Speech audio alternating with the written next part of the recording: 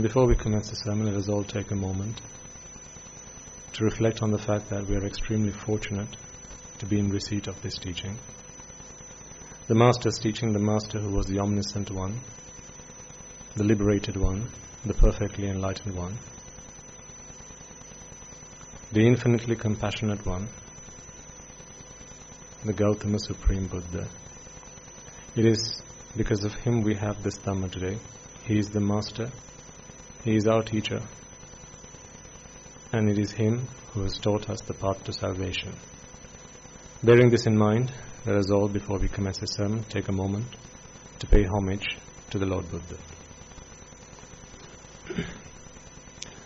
Namo tassa bhagavato arahato samma sambuddhassa. Namo tassa bhagavato arahato samma sambuddhassa. Namo tassa bhagavato arahato samma sambuddhassa. And also, before we commence, as we usually do, let us all take a moment to observe the precepts. And as I remind you, as always, I will remind you today, this is certainly a privilege rather than a right. It is shameful that we have to keep observing these precepts in the hope, determination, and resolve that may the day where we no longer have to abide by the precepts, but the virtue entailed within these precepts become part and parcel of our conscience. May that day be very near. In that hope, resolve and determination in mind, before we commence this sermon, let us take a moment to observe the precepts. And in order to do so, I request you all to repeat after me and all together. Buddhaṃ saranang gacchāmi. Dhammaṃ saranang gacchāmi. Sanghaṃ saranang gacchāmi.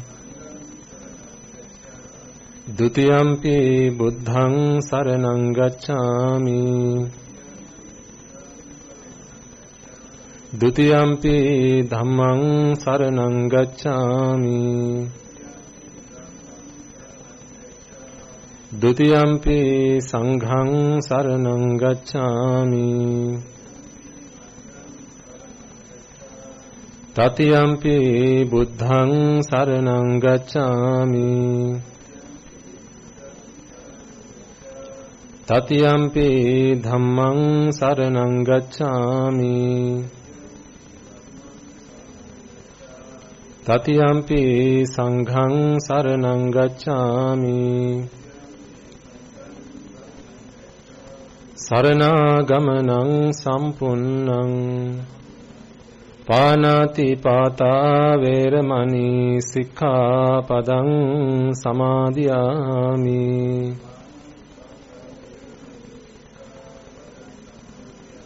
Adinādana veramani sikkhapadam samadhiyāmi.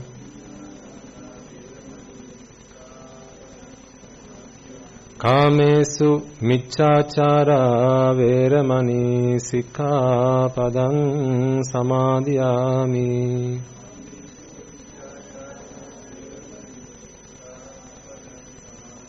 Musāvādā veramani sikkhapadam samadhiyāmi.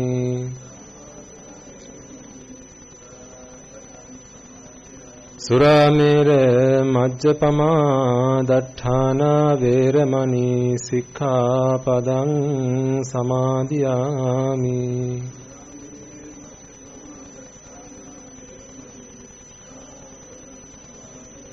Tisaranena saddin pañcasīlaṃ dhammaṃ sādhukaṃ surakkitaṃ kattvā appamādena sampādē tabbam. Okay, you may now all be seated.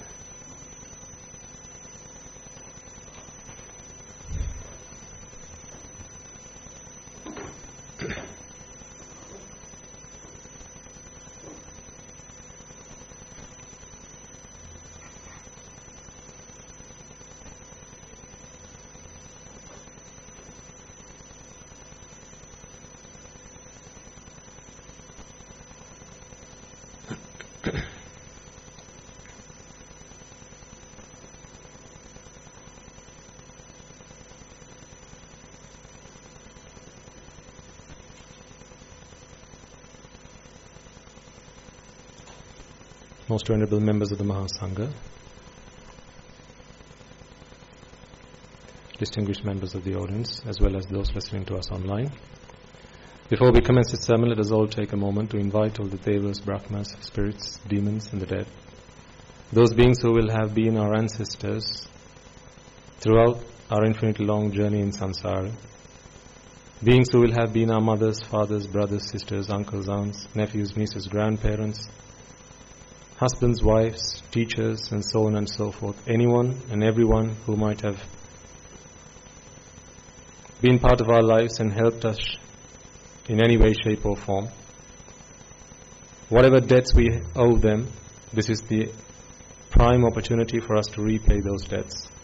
And that is by gifting them the Dhamma, the gift that excels all gifts, in the hope that wherever they may be, may they be able to join us. If any of them have today been born in the woeful plains, may they be able to witness this meritorious deed, redeem themselves from those woeful plains and be born in the blissful plains. And for all those beings who are already in the blissful plains, may they be able to listen to this teaching, the teaching of the Supremely Enlightened One, and may they be able to attain the state of Sotapanna as well as the subsequent stages and be able to attain the supreme bliss of Nibbana. So, with that firm resolve and hope and prayer in mind, as I now invite all those beings in 10,000 world systems to join us, to witness this meritorious deed and to listen to the teaching, I request you all to extend that invitation in your hearts and in your minds. May they join us. May they witness this meritorious deed. May they acquire such merits, and may they all attain the supreme bliss of Nibbana. Samanta Chakravalesu Atra Gacchantu Devata Sadhammam Munirajasansa Sunantu Sagga Mokkadang Dhamma Savana Kalo Ayang Bhadanta Dhamma Savana Kalo Ayang Bhadanta Dhamma Savana Kalo Ayang Bhadanta.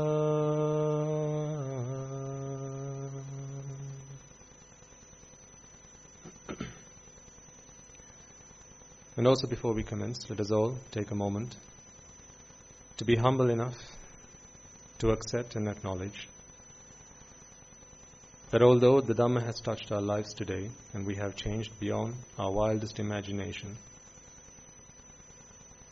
we didn't used to be the people we are today.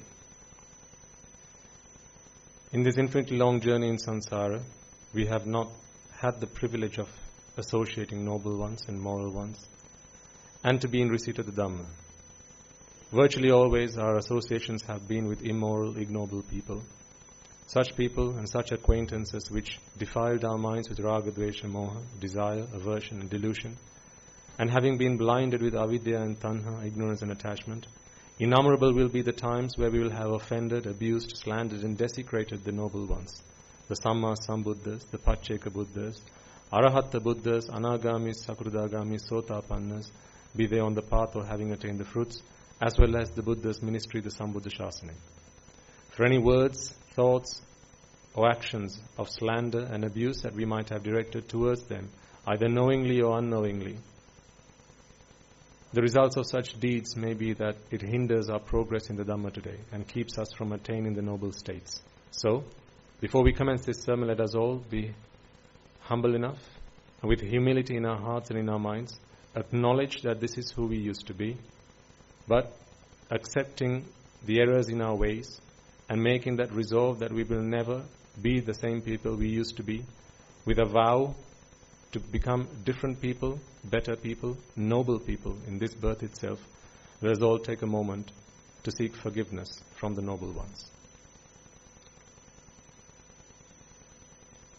And with that thought in mind, let us all make a firm resolve that may through the course of this sermon,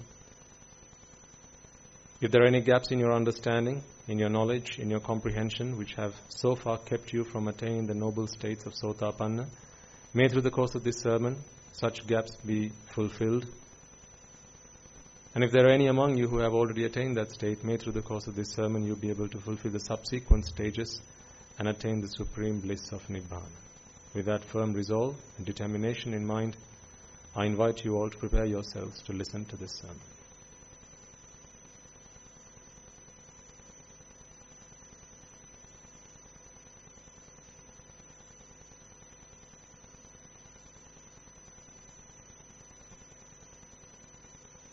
Okay.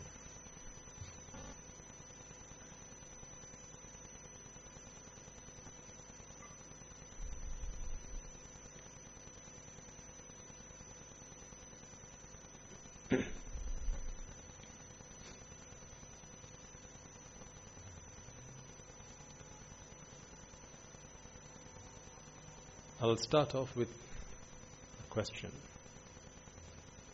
It's a very simple question and a very binary question, so it's only a 1 or a 0 that will come back as a response to this.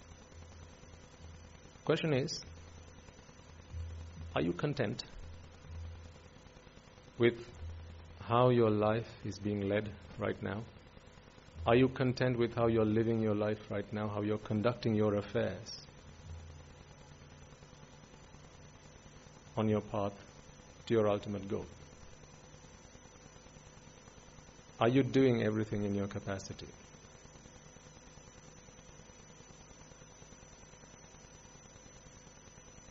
I can already hear the excuses. Whoa, easy. I can't process all of them at the same time.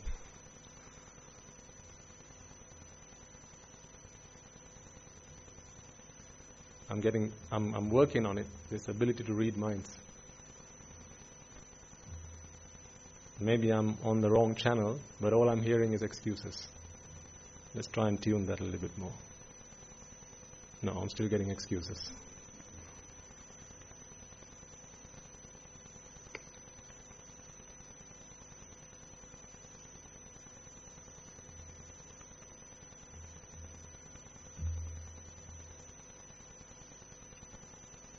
So you're not content?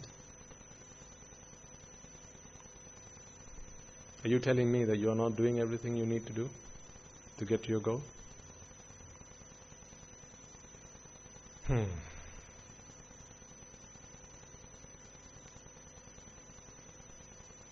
Why is that?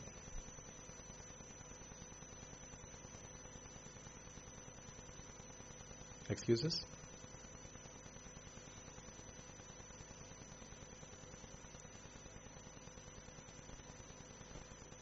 You know what Guru Hamdru says about excuses, right?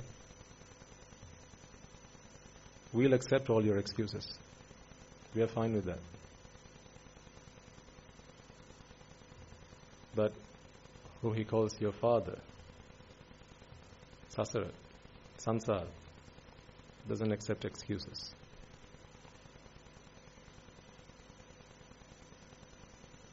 Doesn't accept extenuating circumstances. You've either got the right answer or the wrong answer. Excuses don't hold. And that's a real shame. You know, I can almost sense this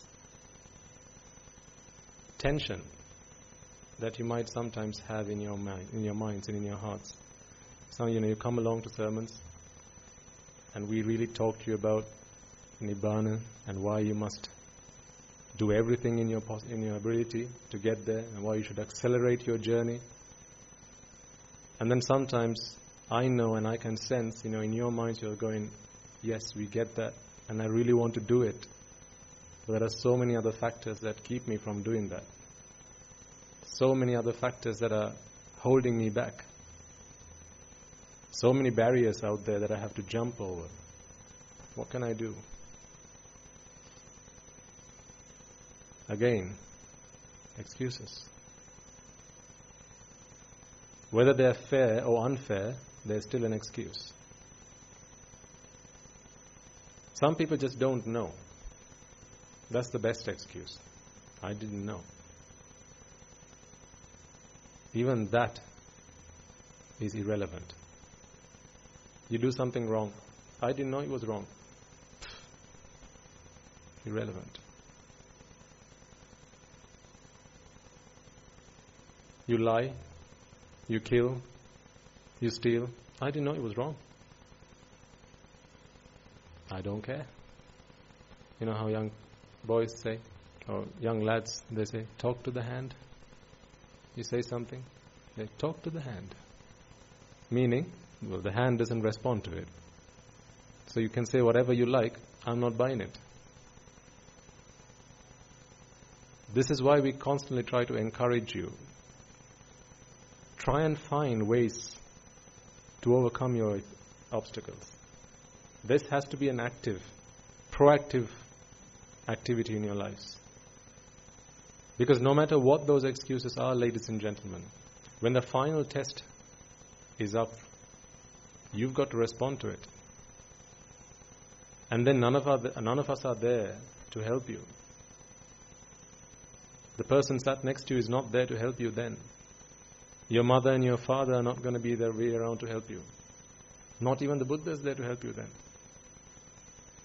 Then you have to fight this battle alone. While you're in training, we can help you. We can train you to fight. We can help you to learn to fight. We can help you to pick the right weapons and be good at using those weapons.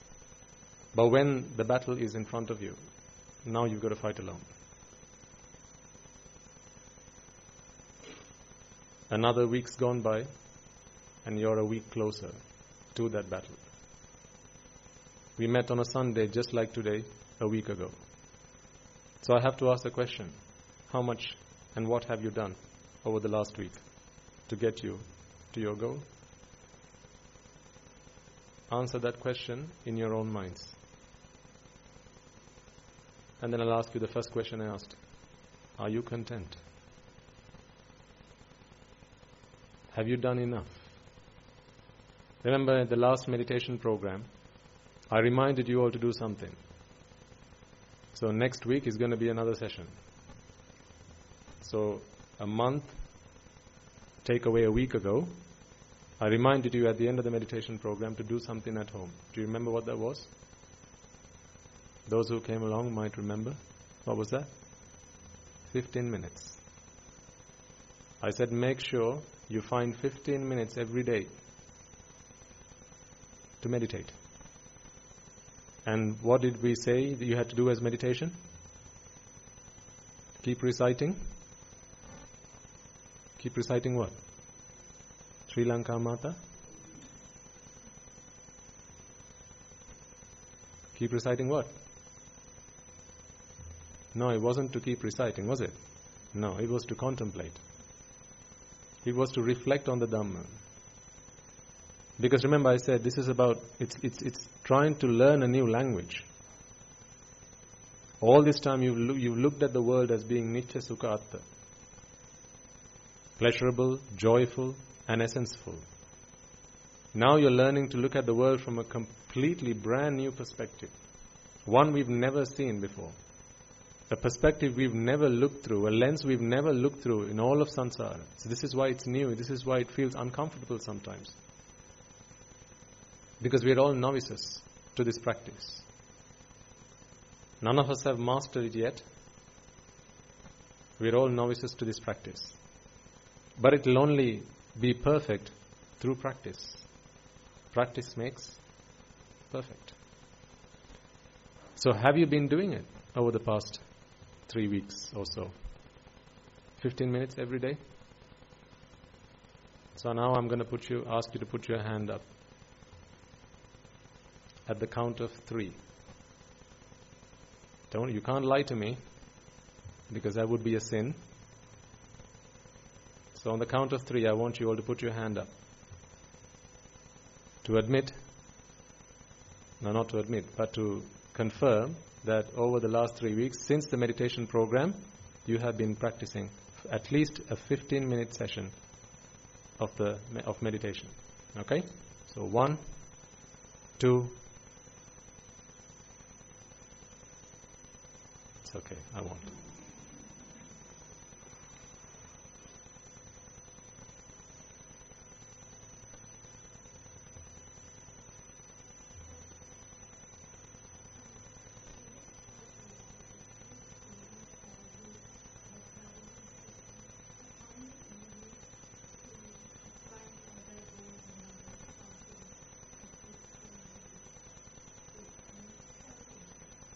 Good.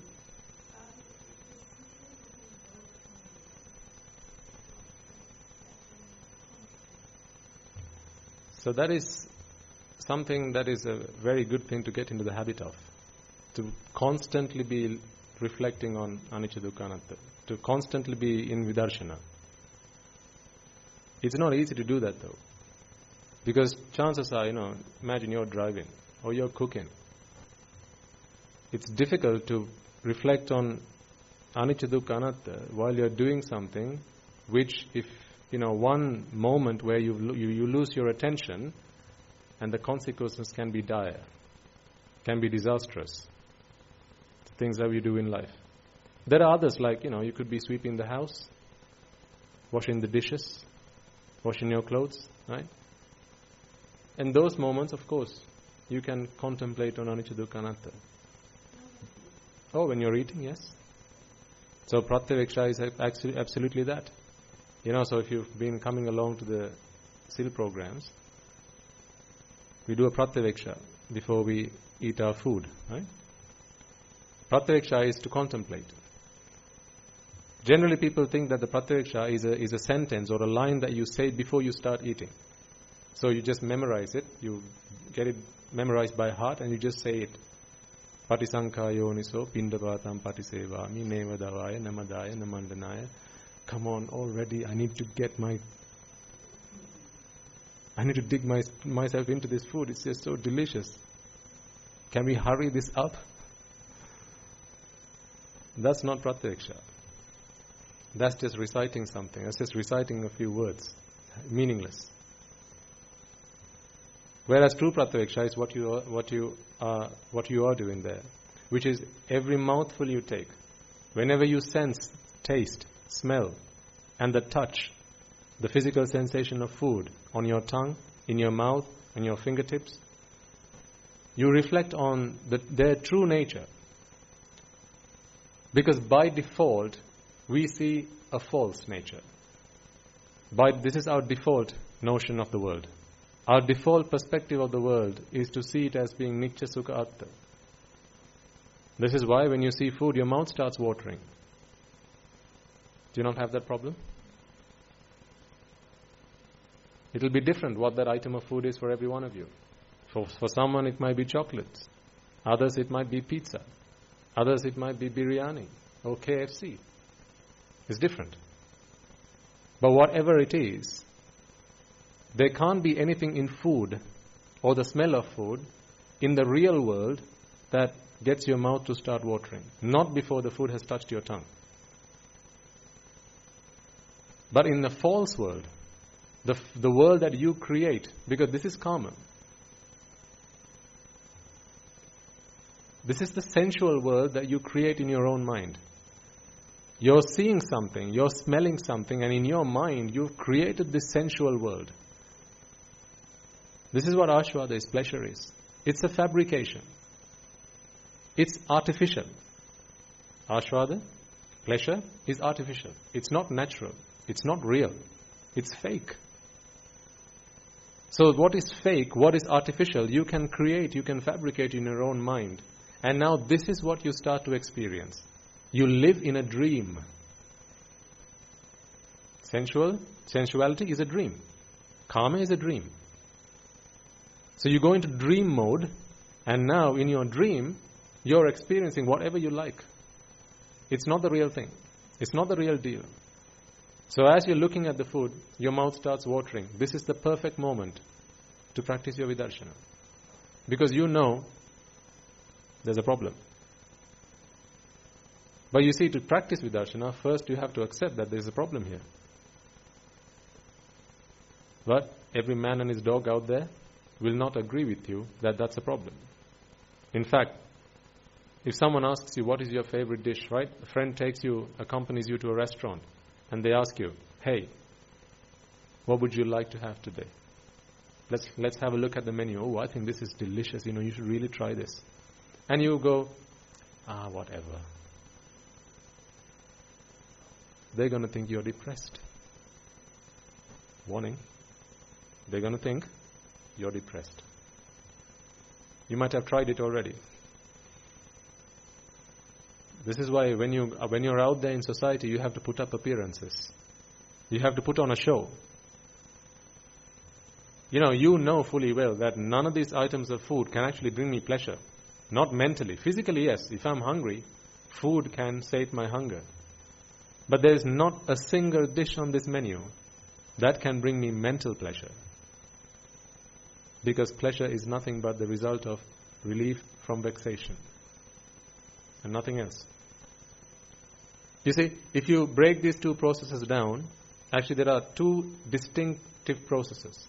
Process number 1. Rupa Vedana Sanya Sankara Vijnana. That's the input. The bit that happens in the middle, the processor bit, is attachment. The output of that is vexation. This is process number 1. There's an input and there's an output, and there's something that happens in the middle. This is why it's called a process. Every process has an input and an output, right? The input to process number 1 is Rupa Vedana Sanya Sankara Vijnana, and the output is vexation. What happens in the middle is attachment. That's a very distinctive individual process. Process number 2 also has an input and an output. Input to process number 2 is vexation. The output is pleasure. What happens in the middle, the processing bit, is relief from vexation or abhisankara. That is a distinctive, separate process. They are not one and the same. But it's the output of the first process that is the input of the second process. So if you can imagine, just have an imaginary picture, right, in your mental picture, two processes. I'm air drawing here. Can you see me? Right? Process 1, process 2. Input, process, output. Input, process, output. Process number 1. Rupa Vedana Sanya Sankara Vijnana. That's the input. The processing bit is attachment. Output is vexation. That's a separate process. Now we've gone through it, put it to a side. Process number 2. Input is vexation. The processing bit is abhisankara. The output is ashvada, or pleasure. That's a separate process. Yes, the input or the output of the first process is the input to the second process. But they're not the same process. So what is avidya? What is ignorance? The ignorance is not being able to see that these are two separate processes. And therefore, there's a veil that covers the truth. So what you then see through ignorance is the input of the first process is directly connected to the output of the second process. So what was the input of the first process? Rupa Vedana Sanya Sankara Vijnana. Output of the second process? Ashvada, or pleasure. Everything in the middle you're blinded to. That blindness is ignorance. That is what ignorance is. Not seeing the truth.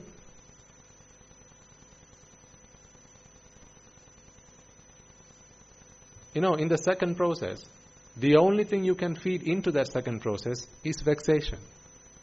It does not have a receptor for Rupa Vedana Sanya Sankara Vijnana. Yes, the output is pleasure, but it does not have a receptor which can take in Rupa Vedana Sanya Sankara Vijnana. Imagine it had a shape of some sort. We are drawing this process out as a model. It's got a shape like this. Right? It's circular, like a sphere. Rupa Vedana Sanya Sankara Vijnana is the input of the first process. And if you were to draw out a model of that, the shape of that is a box. Does it fit? I've got a sphere. On the other hand, I've got a box, square or rectangular box or a cuboid. Does it fit? No, it doesn't fit. So you can't feed Rupa Vedana Sanya Sankara Vijnana into the second process and expect pleasure. It just doesn't work like that. Technical impossibility.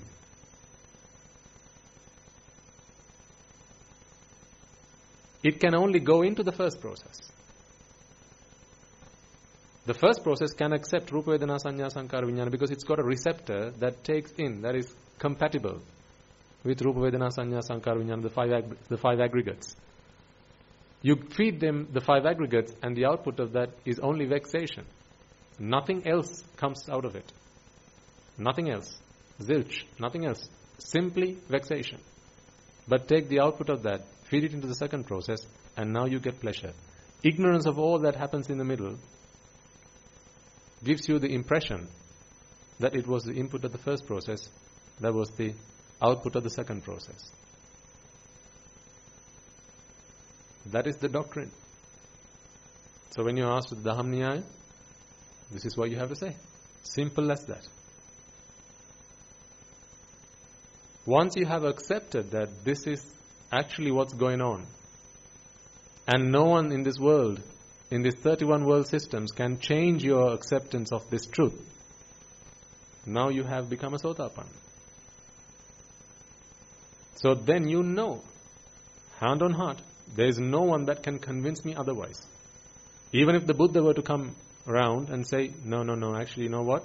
Rupa, that brings pleasure. Sorry, Buddha, you got it wrong. You have to have the confidence to speak up to the Buddha and say, I'll worship you, but I will not accept what you're saying. You may be the supremely enlightened one, but your enlightenment has gone wrong.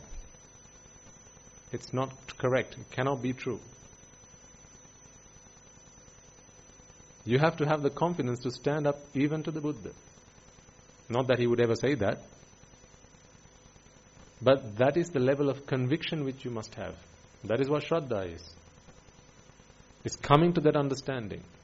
Because until then, it's simply faith. Until then, you will say, if someone asks, like in sermons I've been noticing lately, right? A lot of the time, Guru Handru asks, Mogak nisada pelen? Tanha nisada pelen. What is the cause of vexation? Attachment is the cause of vexation. But people have just by-hearted this now. It just rolls off the tongue.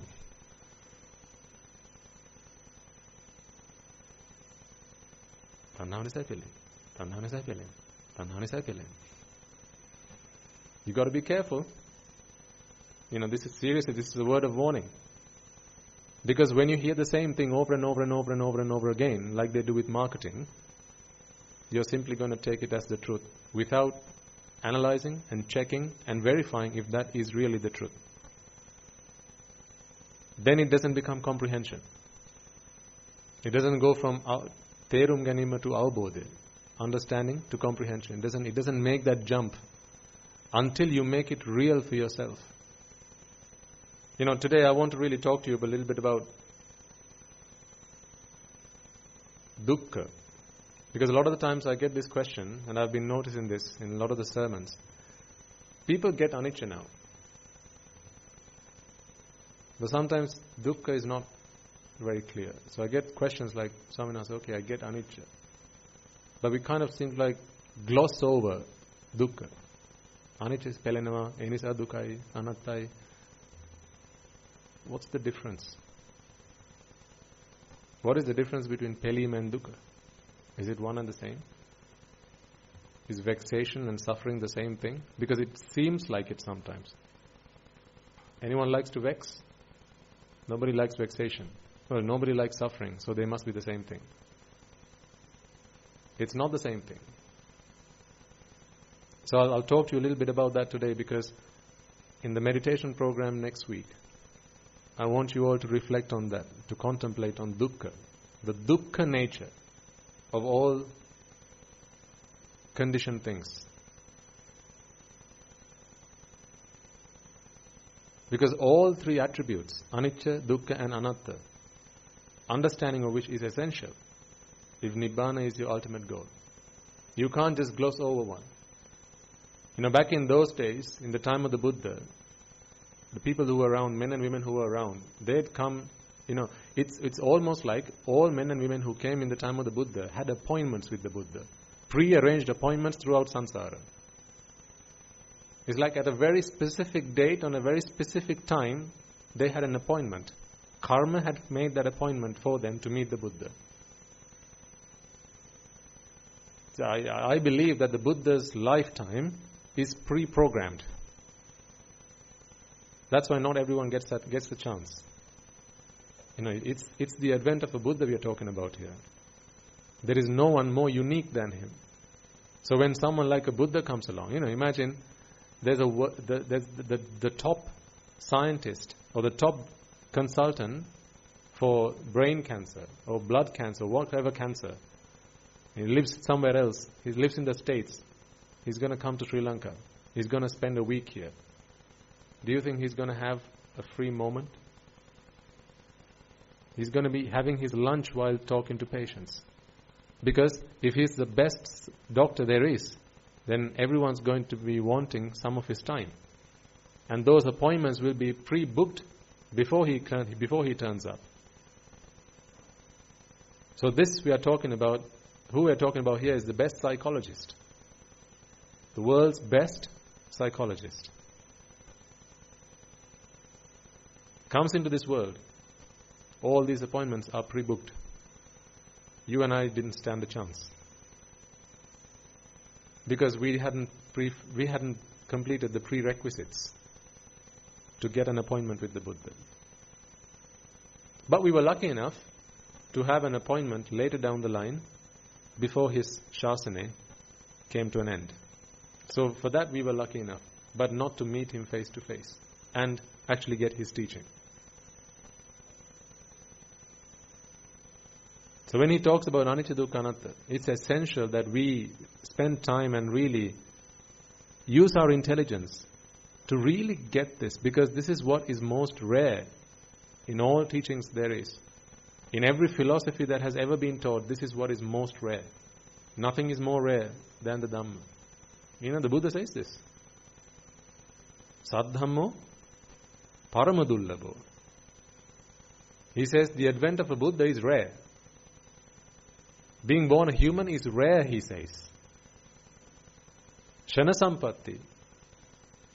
To be born with all our faculties in place, to be born in a time where we are able to listen to the Buddha's teaching, all of this is rare. But then he says the Dhamma is what is most rare. So even the advent of a Buddha is less rare than you getting to hear his teaching. Because the Dhamma is what is most rare. So we need to spend some time just to understand what is this dukkha and why is it not the same as anicca. Otherwise he could have just said anicca, anatta. In anatta, I think a lot of people get the idea. Yes, it's asara, right? Meaningless, essenceless, futile, there's no point. But he says, yada nicchantan dukkha. So there is a link between anicca and dukkha, but it's not one and the same. It's not anicca equals dukkha. Anicca, arrow, dukkha, arrow, anatta, not equals. So what's the difference there? We know now this anicca, what we explain here is this vexation. Pelima, right? You all understand that. It's the vexation that we experience. Because whenever the mind arises and passes away, for as long as there's attachment, and whenever someone gives you a drushti, a view about something as being pleasurable, now you start to vex. Mentally, vex. This is not physical. We're not worrying about the physical aspect of anything here. We're talking about the mental aspect. The moment this view has been planted in your mind, you now start to vex. Do you remember last week, I think, I talked to you about someone being stuck in traffic on the motorway or the highway? You're stuck in traffic and the exit you want to take is closed for roadworks. Now you have a choice, because there's a detour. You can either stay in traffic until the roadblock is removed, or you can take an exit. Did I mention this last week?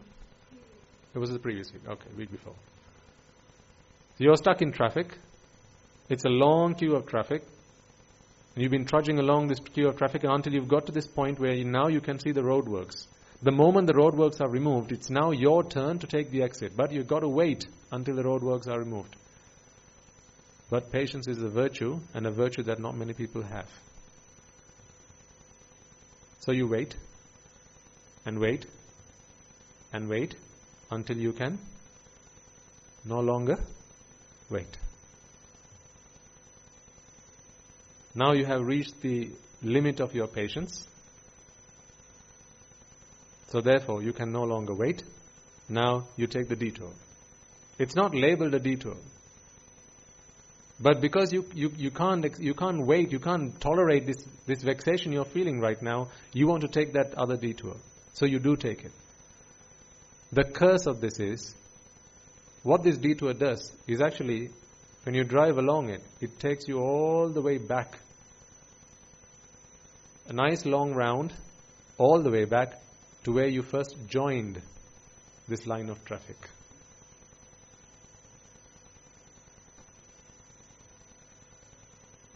Has that ever happened to you? I've experienced this firsthand. I almost kicked myself.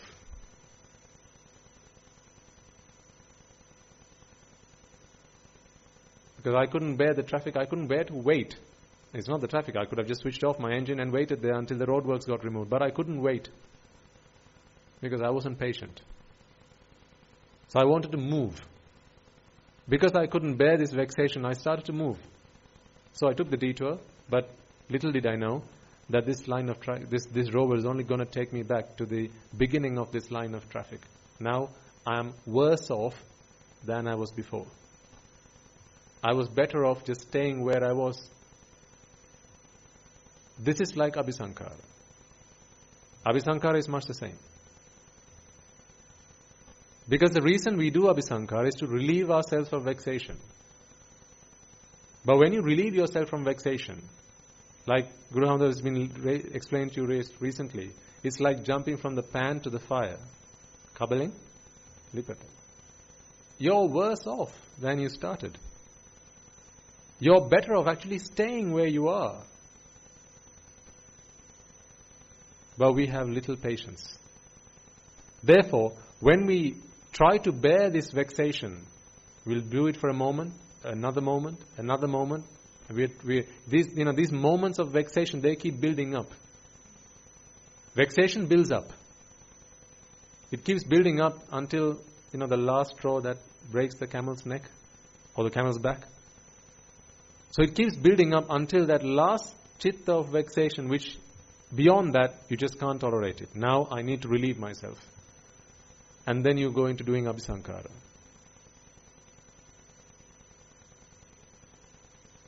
So now you exert your mind, you exert your speech, and you exert your body to relieve yourself of the vexation you were in a moment ago.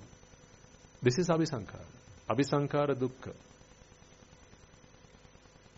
But no matter what exertion you do, what Abhisankara you do know now that whatever arises has to pass away.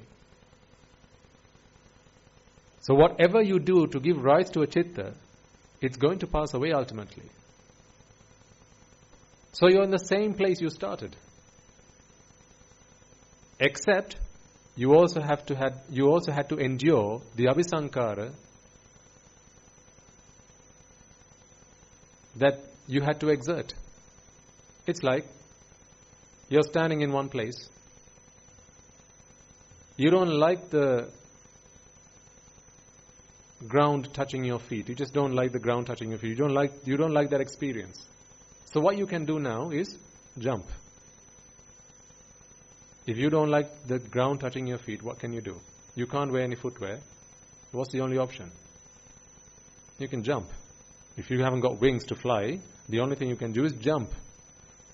So you jump. But after you jump, what's going to happen? you're going to come back onto the ground, because gravity is going to pull you back onto the ground. Now what's happening? Your feet are back on the ground. You don't like your feet touching the ground. Well, that's where you were before, and that's where you are now. Plus the bodily exertion that you had to put to relieve yourself of that vexation because you didn't like it. So are you better off or worse off? Actually, are you better off, the same, or worse off? Pick the right answer. A, better off. B, the same. C, worse off. C.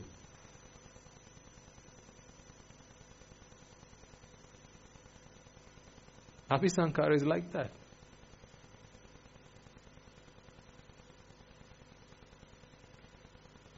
What was the point of jumping?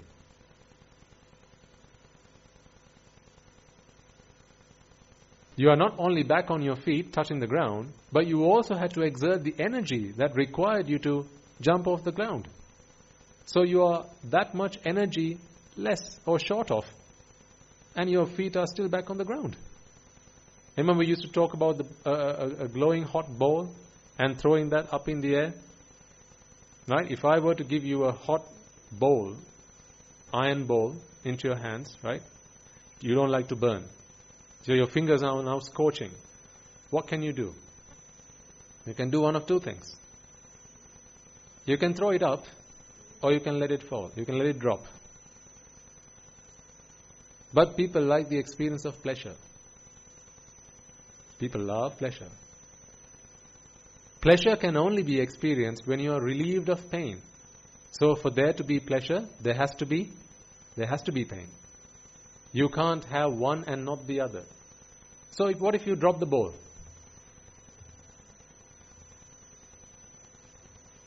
Common sense says, drop the bowl. But there's a problem. You like pleasure. If you like pleasure, then dropping the bowl is out of the question. Why? Because the moment you drop the bowl, you're only going to be relieved of vexation once. You're going to be relieved of pain, yes, but only momentarily. You can't experience the same pleasure again. You've dropped the ball. So the only way you can experience pleasure is by to keep throwing this ball up in the air.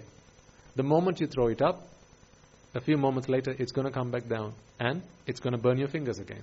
Now it's hurting again. Now it's burning again. So what do? Throw it back up. Every time this ball is removed from your fingers, now you feel pleasure.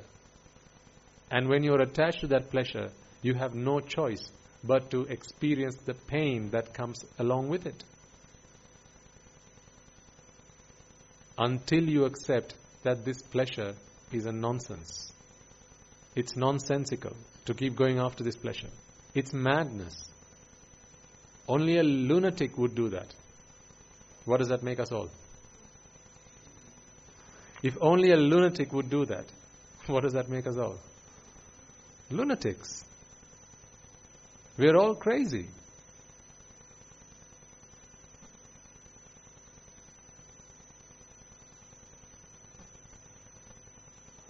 We're on the wrong side of the fence of the mental hospital.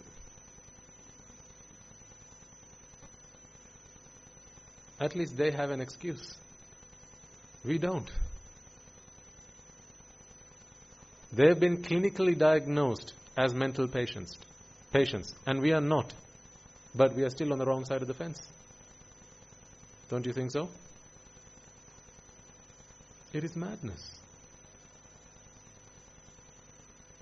This attachment to pleasure, ladies and gentlemen, this is a curse. This is the biggest curse. So what is this dukkha?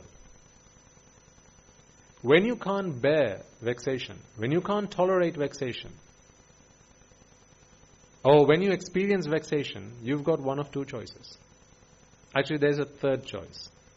So this is the third choice that I'm talking about. One, when you're experiencing vexation, or this pelima, you can continue to tolerate it. That's why the Buddha says, Kanti paramang tapotitikka. This is patience. Practice patience. Be patient. Be even more patient. Be patient as much as you possibly can. So this is tolerating it. Right? I'm feeling vexation, but I'm not going to do anything about it. I'm going to continue to bear it. But you can only do it for so long. There's none among us whose patience is unlimited. Unless you're an arahant. Unless you're an arahant, all of us have a limit to patience.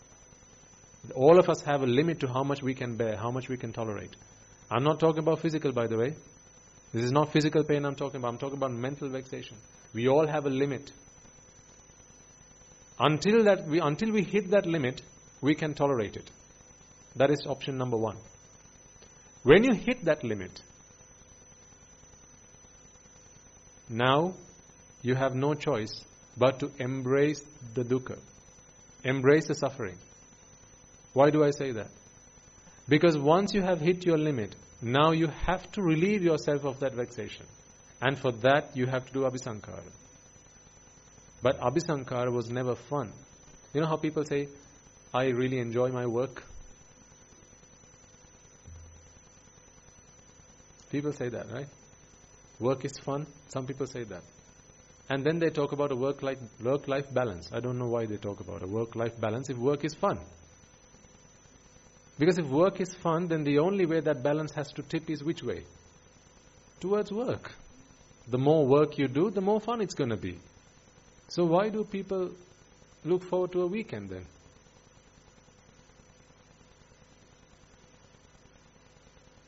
If work is fun, what must you all do on weekends also?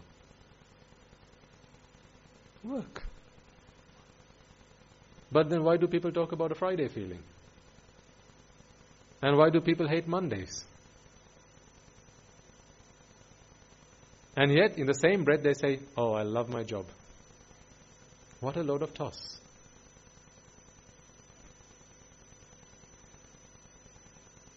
That's just utter bull. Fill in the blank.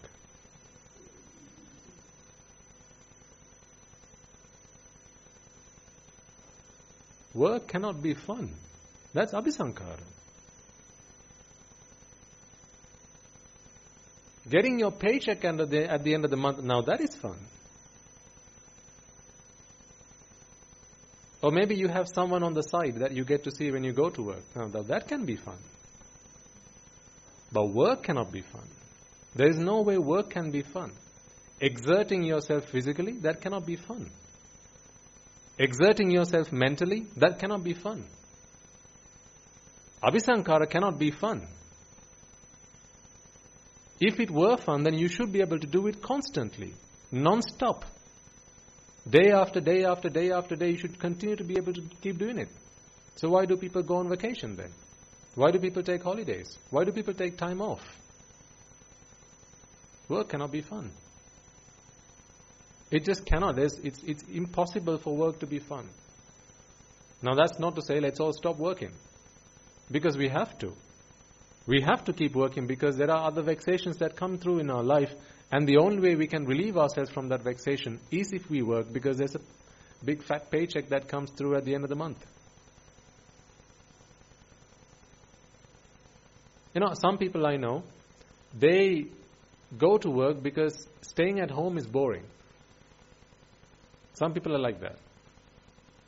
They'll find work to go to because staying at home is just boring, simply boring. I have no one to talk to. At least if I go to work, I get someone to talk to, have a cup of tea, right? People say, therefore, that work is fun. No. Relief from vexation is fun. Now you're going to work because you just don't like boredom. You're feeling boredom, therefore you want to relieve yourself from that vexation, therefore you believe work is fun. But that's not what you're after. You know, some people, they volunteer, right? Volunteering is a really good thing to do. I have no arguments about that. You volunteer, and sometimes, you know, people do social volunteering, like maybe help the elderly, okay? Or perhaps go and help out in an old people's home, an orphanage, or whatever. Unless you're an arahant, I will not accept that you're doing it wholly for the other person's happiness. there's always something you're looking for in return. You give an old man, or let's say a beggar on the street, you give them a parcel of food. They spit back at you. Take this and give me some money, you idiot. They say in return, this is what you get in return for giving them a parcel of food. How are you going to feel then? If you're in the Dhamma, and if you have been practicing the Dhamma, therefore less expectations than you used to have, then you'll be fine. But until then, until such time where you have no self to preserve, until such time where there's no self on the inside that has to be preserved, whatever someone says, any words of abuse or slander or fault finding that comes your way, this is a target. This is an attack on the self. And none of us are comfortable with that. Even for one tiny split of a second, you're going to feel a sense of animosity. You're going to feel anger, resentment. Why you just talk to me like that? You shouldn't have said that. I'm here to help you. And you spat back at me. That's a very nasty thing to do. And you feel anger. So still expecting something in return. When I used to want to become a doctor, people used to tell me that, being a doctor, it's a really nice thing to do because you get to help patients, and therefore it's fun being a doctor. Then I went and talked to some of the doctors. I spent some time in hospitals working with them, shadowing GPs and things like that. And then some of the doctors I interviewed, they said to me, some days it's just hectic. It's just madness, because sometimes you get to talk to some of the patients and they're so ungrateful. Right? They talk to us like dirt. Sometimes they have no respect towards the doctor that's helping them out, and that really frustrates me. That infuriates me. So you're helping them, expecting a thank you in return, aren't you? At least a thank you. At least a smile. You help someone, they don't smile back at you. That's unsettling a little bit. You give something to somebody and they don't say thank you. How does that make you feel? Ever heard that story of the mother and the young boy? So this mother, she was trying to train her son, the child, to say thank you. She said, Puta, if someone gives you something, you have to say thank you, okay? And the Puta says, okay, Amma. That's not his plan. He doesn't like saying thank you. So this one day, someone comes around and gives this child an apple or something like that. He says, here you go, Puta. So the child takes his apple. The mother goes, right, what are you supposed to say now? No, I'm not going to say it. Says, what did I tell you? You have to say what? Say thank you to that uncle? No, I'm not going to say it. Puta, say thank you. No, I'm not going to say it. This is the last warning. Puta, say thank you. Uncle, you can keep your apple.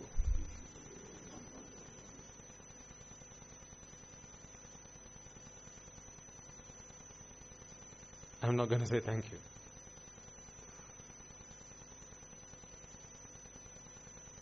When you give something to somebody, there is that little tiny voice on the inside going, okay, they're going to say thank you now. They're going to be grateful. They're at least going to smile and accept.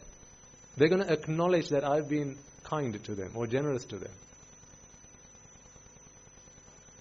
Just check, always contemplate. This is the contemplation that you have to do constantly, always, right?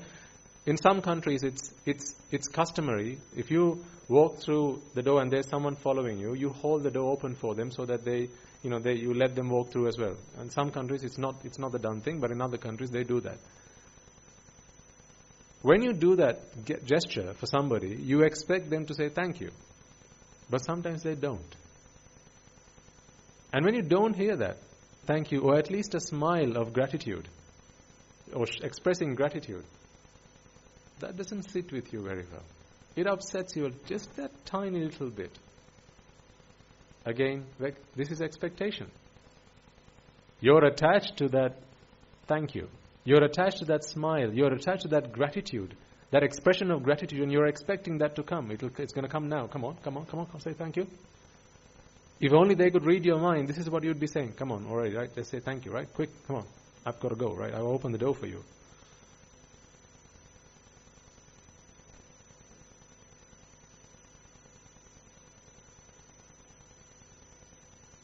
And then you start vexing.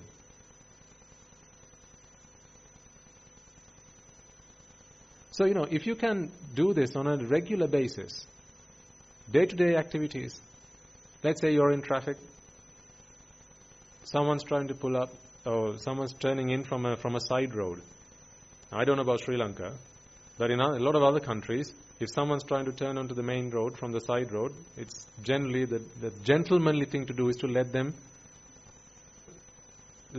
join the line of traffic. But apparently it's a gentlemanly thing here is not to let that happen. Different cultures. Who am I to complain?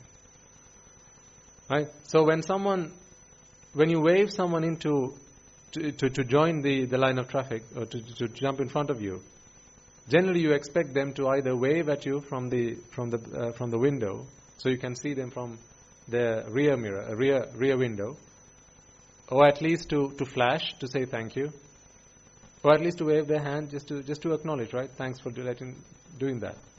And so some people actually do it and wait. They're waiting for that. I used to do this. You wait.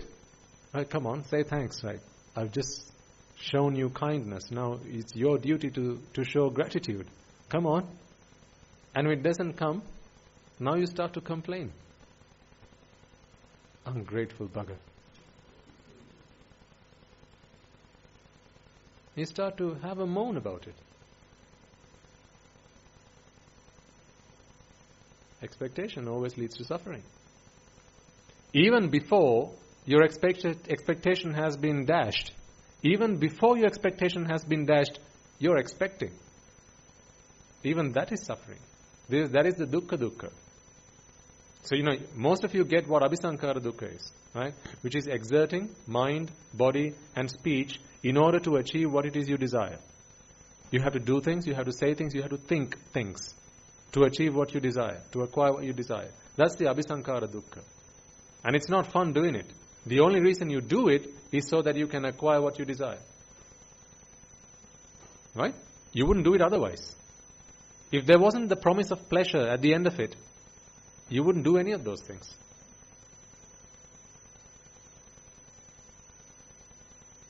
Would you? If there wasn't the promise of pleasure? How many hours have you spent on the roof trying to tune your antenna to catch the TV channels on your television? Right? If you move to a new home lately, or if you remember the last time you had to do this, you have your antenna on the roof, and now someone goes on the roof, the other person's in the living room. Yeah, a bit to the left, right? A little bit more to the right. Oh no, that's too much. Come on, try back again to the little to the left. How many hours have you spent trying to tune your antenna? Adjust your antenna so you can get the right TV channels. Would you do it if it wasn't for the pleasure?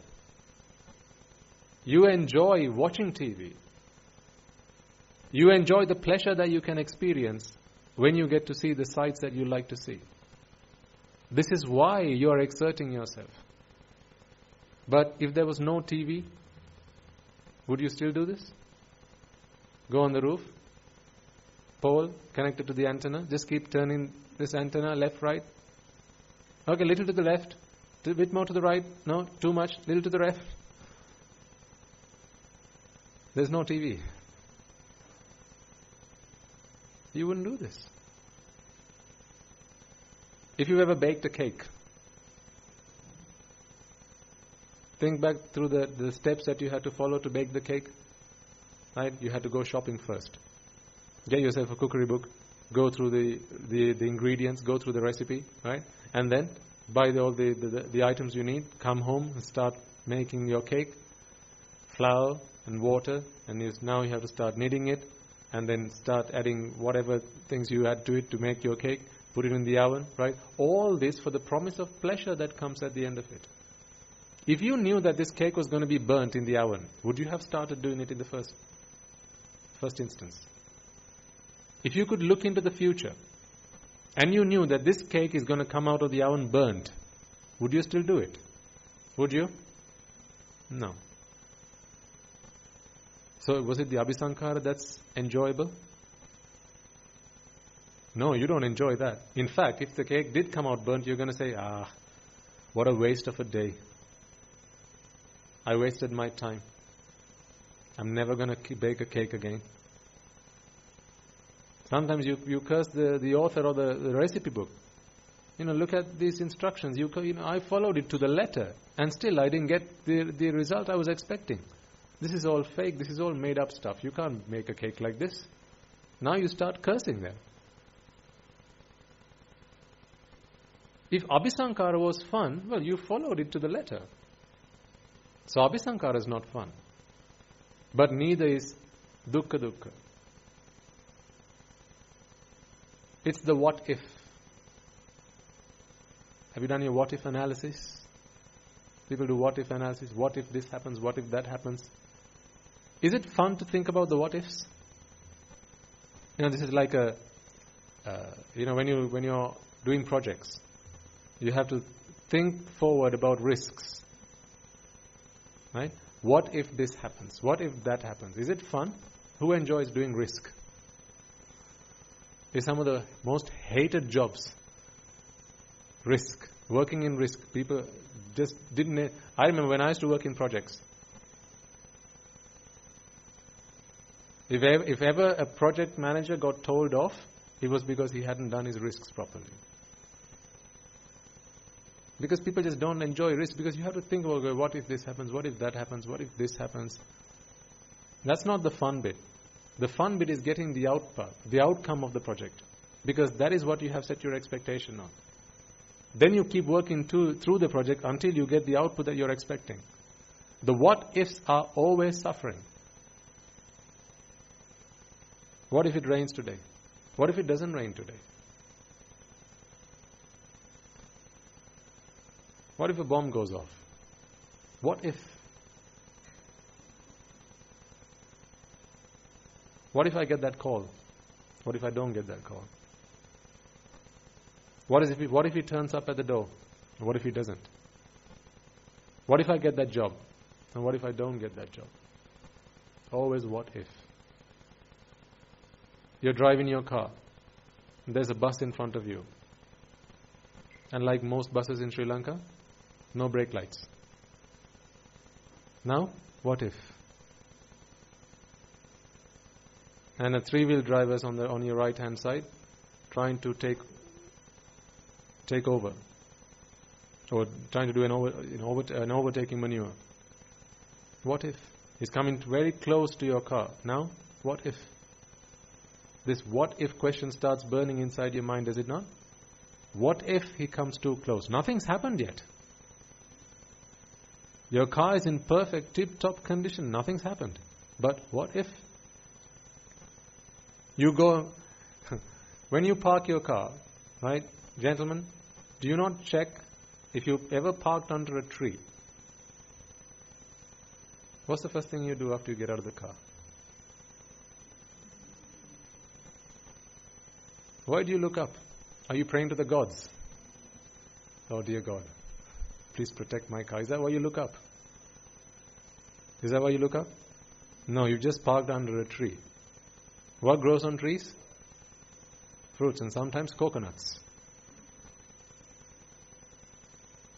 Sometimes it's birds on the branches of the trees.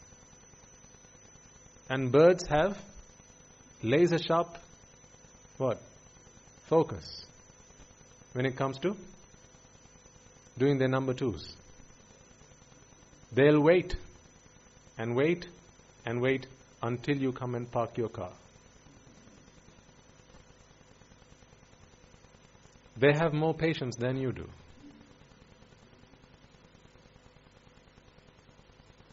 They want to go, but they'll hold it until you come and pull up under that tree. And you lock your car and you walk away. You come back. It's like there's been a war there. Not a bloodshed, poo-shed.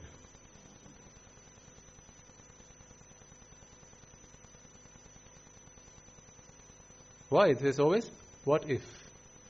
What if they do a number 2 on my paint? On the paint of the car. Now it's going to burn through the paint. So there's always this suffering.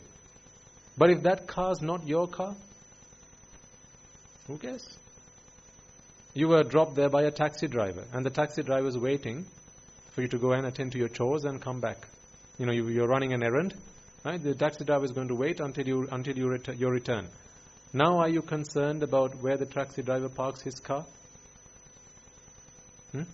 Are you concerned where he parks his car? No. As long as there's a car that is drivable, that can transport you to wherever you want to go, by the time you've completed your errand, that's all that matters to you. Why? Because it's whose car? Not my car. His car.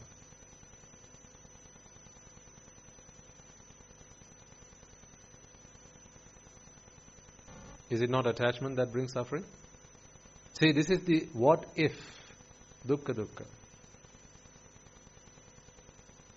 That dukkha dukkha came the moment you attached. It's not after the fact. It's not something's happened, something hasn't happened yet. Nothing's happened yet. You're driving in traffic, nothing's happened yet. So why do you take out insurance? Actually, answer this question. If any of you have worked in risk, right? There are 4 risk mitigation strategies. Anyone studied risk?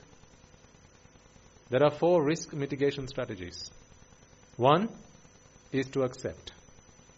You can accept the risk. Which reminds me, it's like some people, when you talk to them about hell, at Apai, right? You could go to hell when you die. I'll worry about it when I get there. That's accepting the risk. I'll worry about it when I get there.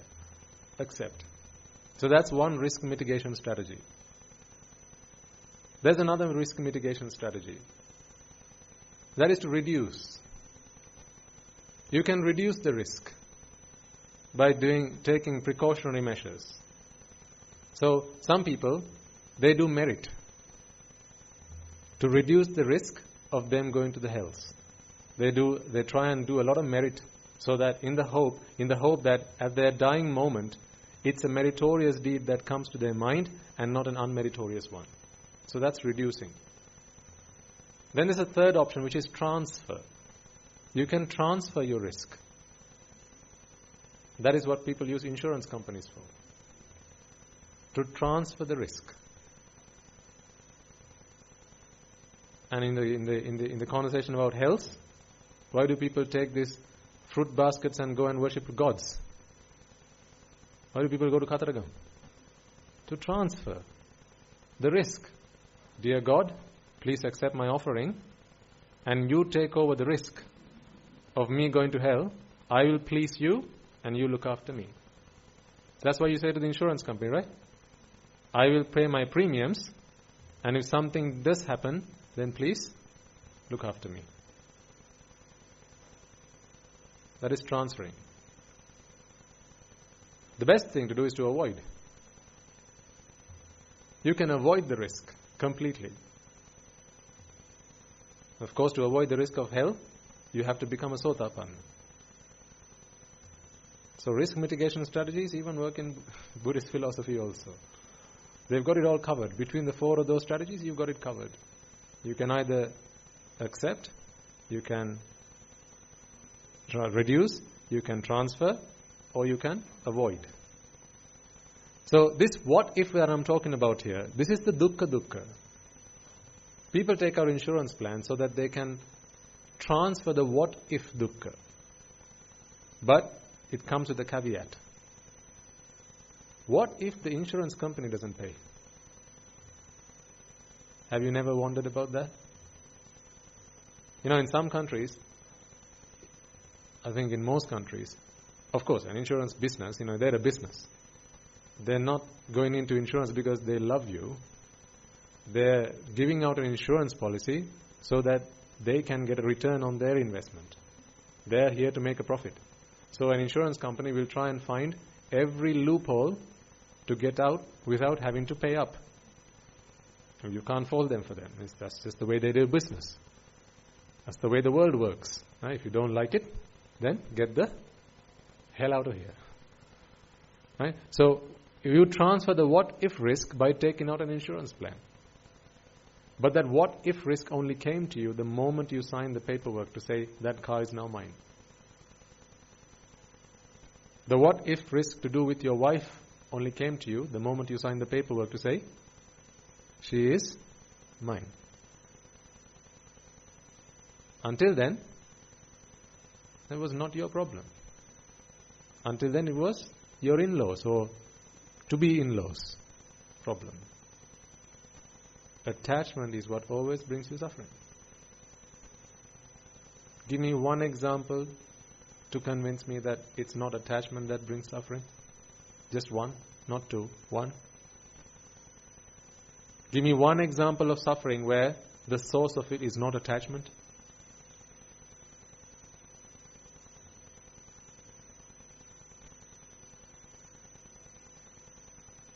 Anyone? Beg your pardon, sir? The Dhamma. What do you think?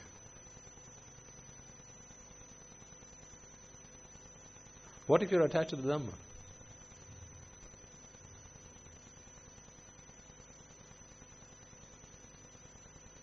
There's still suffering. That's why the Buddha says, use the Dhamma like a boat to get to the other side of samsara. Once you're there, let go of it. Because even if you're attached to the Dhamma, because even the Dhamma, as much as everything else, arises and passes away. Anything that arises and passes away, this is the nature of anicca, arising and passing away, udavim vaivim. The Dhamma is much the same. It will arise and pass away. In another 2,500 years, we will not have the Buddha's teaching. So what if we all agree and we all strive to protect the Dhamma, to preserve the Dhamma, beyond another 2,500 years? We can do everything we can, but it's just not going to happen. Because it also has an expiry date. Because if not, then there's not going to be another Buddha. For as long as the Gautama Buddha's Dhamma prevails, do you think we're going to get a Maitri Buddha? No. A Buddha cannot come into this world when the teaching of the previous Buddha still exists, still prevails. So it's when this Dhamma passes away, by passing away what I mean is, people will not know it. There will not be any Sotapannas. Certainly not in the Kama worlds. They may be in the Rupa worlds and the Arupavachara worlds, but not in the Kama worlds. There won't be any Sotapannas, Vakrudagamis, Anagamis or Arahants. There will not be any noble ones. So that even the Dhamma passes away. So if you're attached to the Dhamma, still that brings you suffering. No matter what you're attached to, if it's conditional, you will have to suffer. Why? Because when the conditions change, now the dependent effect is going to change along with it, hand in hand. This is the problem of an anicca world. So, dukkha. Why do we say yada nicchan tan dukkha? Arising and passing away, that is the nature of anicca. Udavim vaivim. Even whether we talk about the outside world or we talk about the chitta, the mind that arises and passes away, by nature it's vexatious. Pelenasulu. Right? It's by nature vexatious. What that means is, if you attach to it, then you have no choice but to vex. Vexation is the outcome of that process. What is the only output of attachment? What can you feed into a process which has attachment that you can get anything other than vexation? So there's a process. Output is vexation. The process is attachment. What can you feed into this process that will give you something that is not vexation? There's a process. what's happening in the middle of that process is attachment. Right? What can you feed into this process that's going to give you something that is something other than vexation? Nothing. Anything that you feed in that is conditional is going to bring you vexation. But what about Nibbana?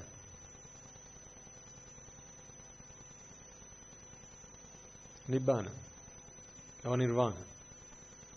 Is Nirvana conditional? Is it? Is it not? Is it and it's not at the same time? What is it?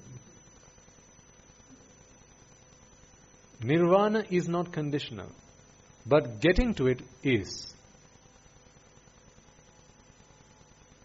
It's like if you're driving a car, you want to get from wherever you are to Colombo City, right? So as you approach Colombo City, there will be a signboard, right, that says "Welcome to Colombo" or something like that.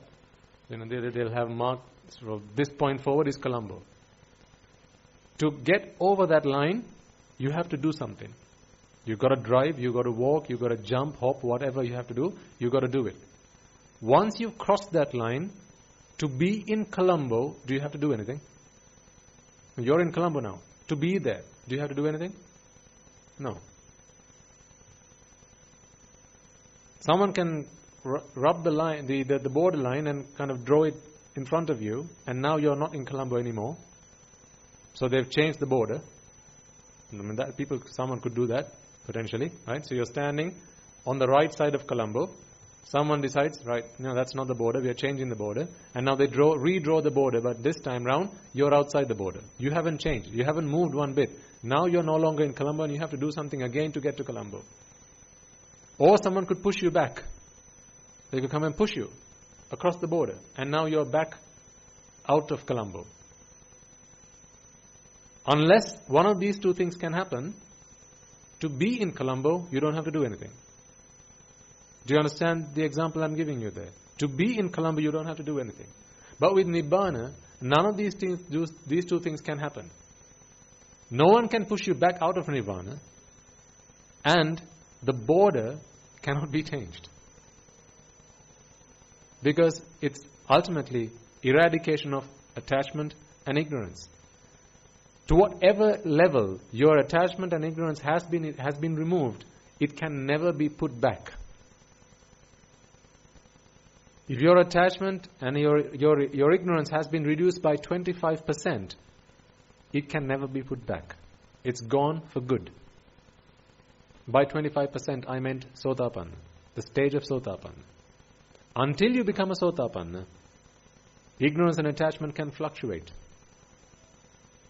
Once you attain the state of Sotapanna, there's not a soul in this world, not even a Buddha, can push you back to being a Pruthagjan. The Buddha couldn't come and say one fine day, you know what, I've changed my mind to become a Sotapanna. It's not just Sakkaya Ditthi Vicikicca and Silabhata Paramasa. You also have to eradicate Kamaraga and Patigha. Does that make you a non-Sotapanna all of a sudden? No. Because, the Buddha does not come and say whatever comes to his mind. He just doesn't come and call the shots. That's not how a Buddha works. He just comes and says what is true in the world. He tells us what the reality is. He doesn't make it up on the fly. He's like the bulb that turns on in a room. He's like the light. When the light is on, does the light change the configuration of the room? Right, we walk into this room and it's lit. Now you see where everything is in the room. Switch off the light. You switch the lights back on. Now the configuration has changed. Is it the light that changed it? No. Well, surely someone else must have come into the room and changed the configuration. So the Buddha is like the light. When the light shines, you just see things as they are. That's all it is. Whether you like it or not is irrelevant. The light has nothing to do with it. The light will just help you see the way things are as it is. But if you are blind, the light can't help you. The light can't help you if you are blind. This is why the Buddha can only show you the path. You've got to travel it. We can only help you see the path. You've got to travel it. I can't hold your hand and pull you with me. Well, if the Buddha can't, well, how can I? So, let's check if your understanding of dukkha is proper. We first talked about anicca. Arising and passing away is the nature of anicca. All conditioned things arise and pass away. Is there anyone who can stop that?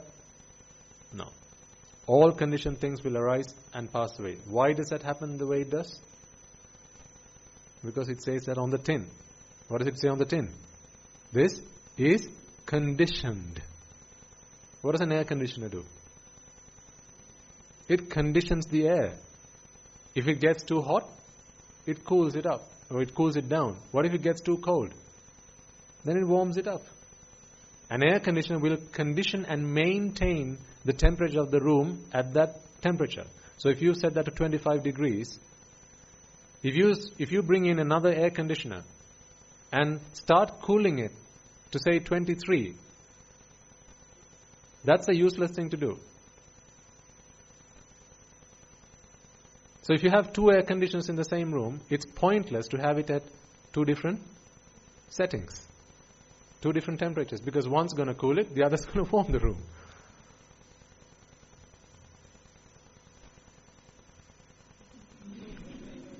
Just checking.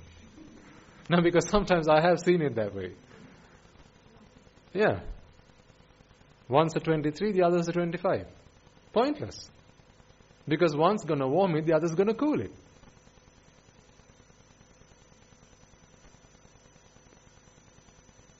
So what the aircon is going to do is to condition the air. It's going to condition not just the temperature but also the humidity of the room, right? So likewise, all conditioned things are in a state of flux. It constantly keeps changing because the causes that give rise to that effect are constantly changing. So if something is conditioned, then by nature it's vexatious. What that means is, if you have a tendency to attach to that condition, then be warned, you will have to suffer. Why? Because conditions change not to your liking. It will change when it changes. No one's going to come and ask you, is it okay if I change now? They're not going to ask you that. So Rupa Vedana Sanya Sankara Vijnana, they're not going to come and ask you, do you mind if I pass away now?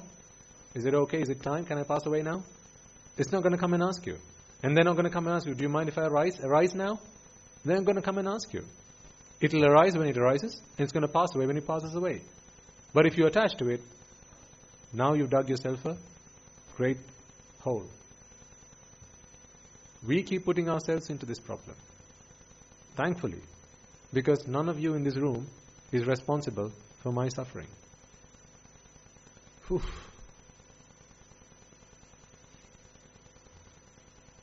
Isn't that great?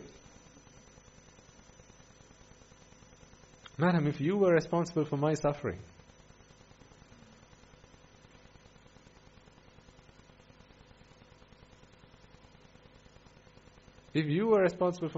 sir,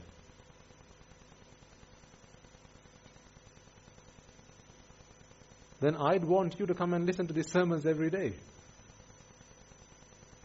I'd want you to come and listen to these sermons every day. I'd want you to meditate 24/7. Because you hold the key to my suffering. But thankfully, that's not the case. I am 100% responsible for my suffering and my happiness. I am the only one who has the key to my house of happiness, or my prison of suffering. I get to decide when I walk in and out of it, because I hold the key, and there isn't another copy of it. There's only one key, and I have it. Thankfully. You know, how do you think other people in this world find their happiness?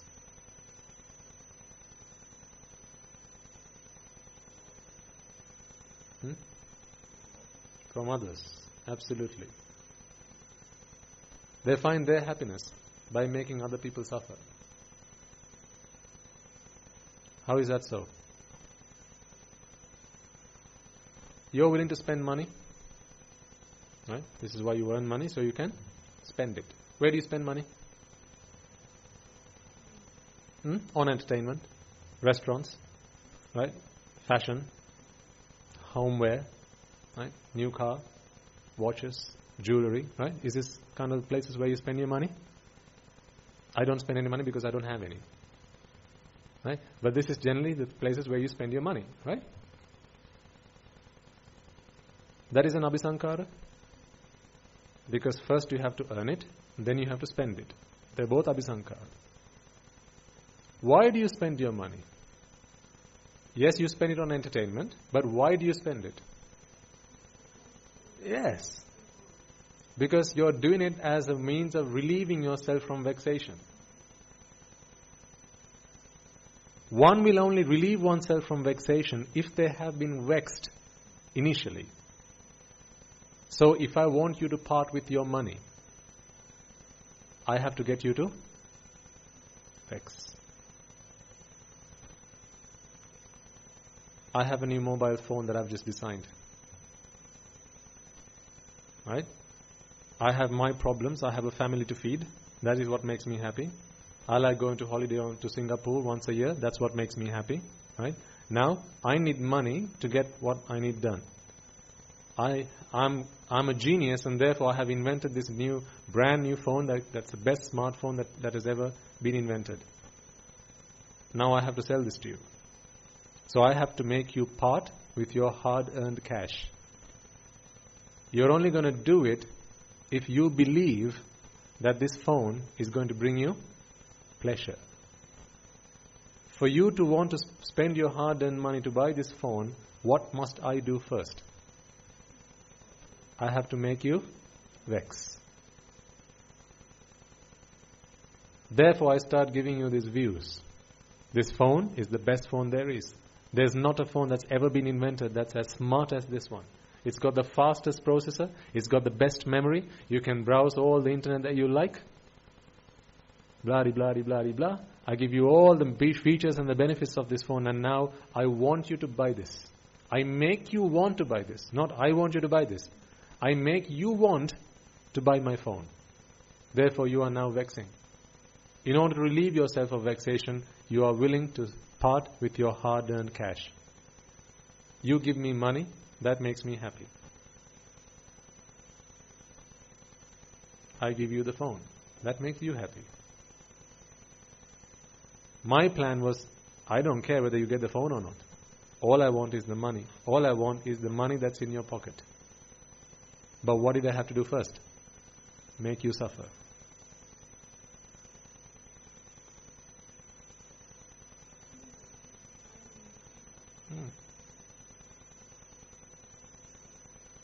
It's a dog-eat-dog world. And you want to hang around?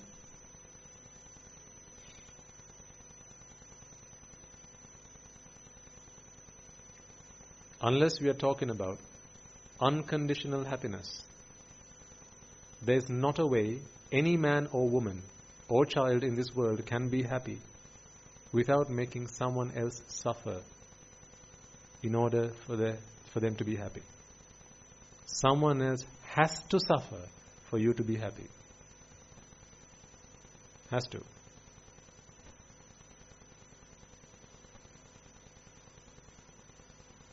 That's fair, isn't it? Parents want their children to be well behaved.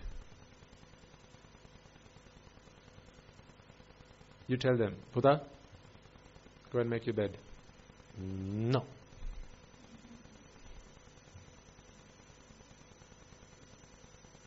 You'll say it once. You'll say it twice. What are you going to do the third time? You're going to load your weapon, right?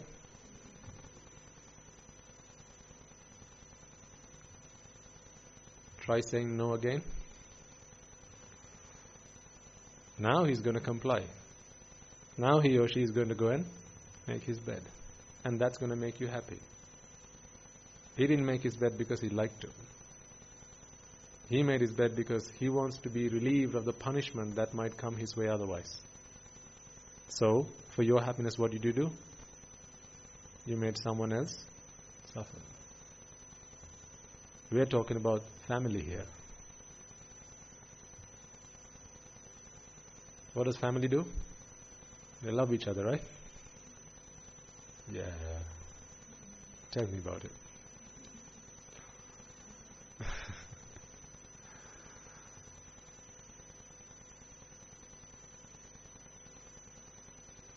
Sad. Not sad, the word is pathetic. Pathetic.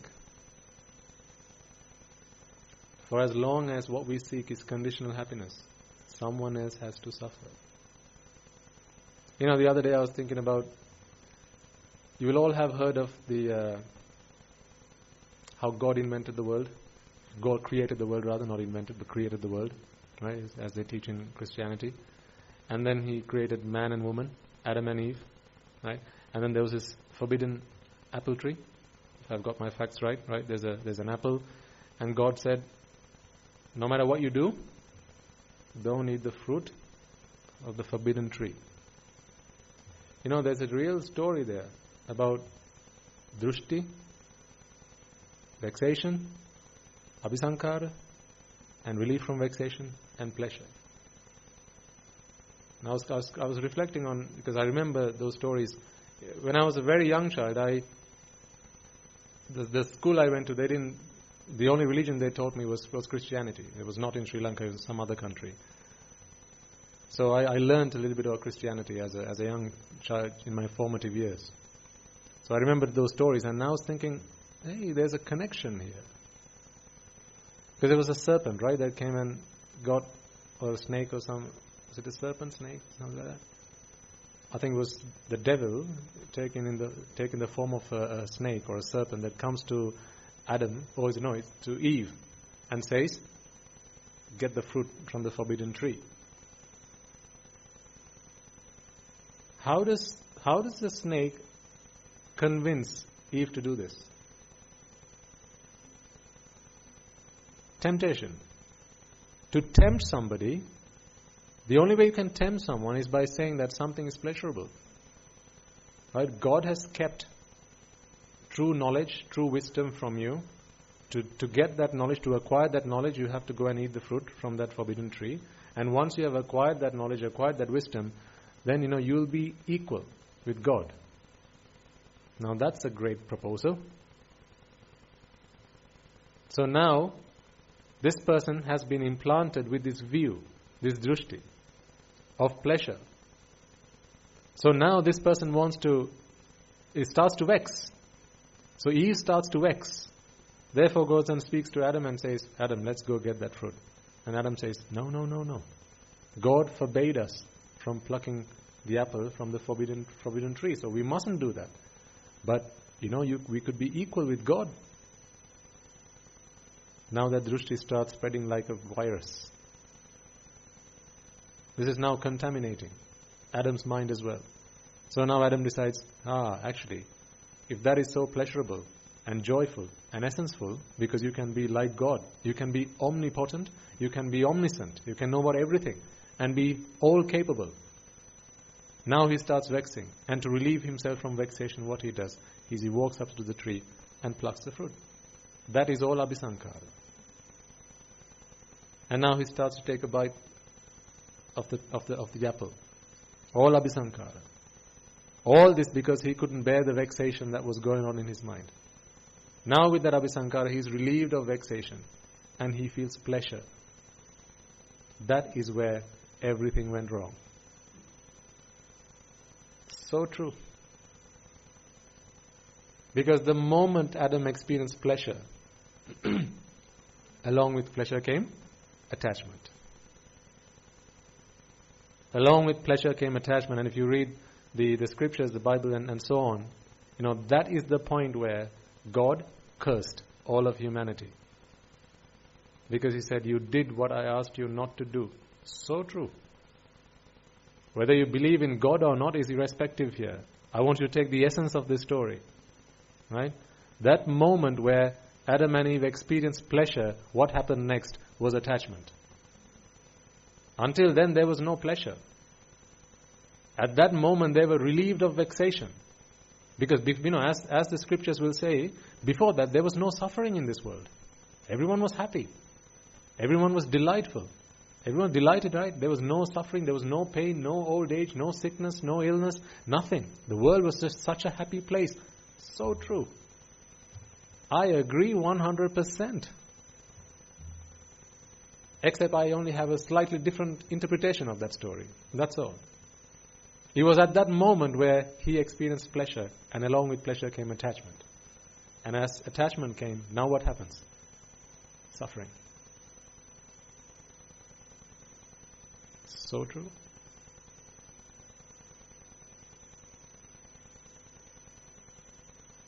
Except the Bible doesn't talk about it in that sense.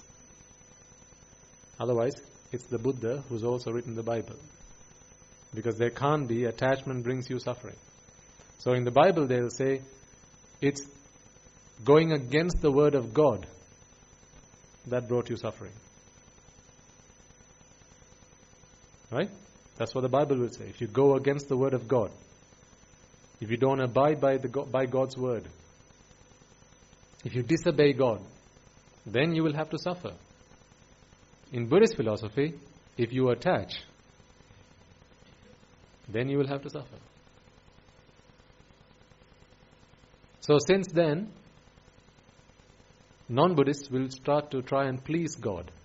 God, I'm sorry. Right? That's why they get baptized. To be cleared of the original sin. To be cleansed of the original sin. Right? That's why Christians have a habit of, or it's customary for them to be baptized. Sorry? So if you look at it from a Buddhist perspective, baptism in Buddhism would be to come to Sammaditthi.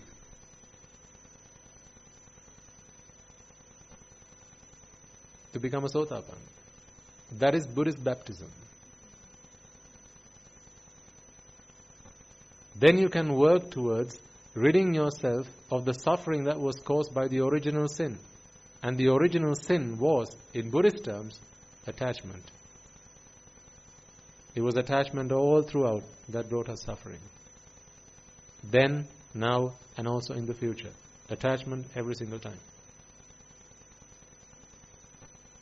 Ignorance of how pleasure arises is what keeps us stuck in this loop of attachment. Because all we say is attachment brings happiness, attachment brings pleasure, so attach as much as you can. Attach all you like, attach as much as you can. Love thy neighbor, they said. But we know what happens if you love thy neighbor. Suffering.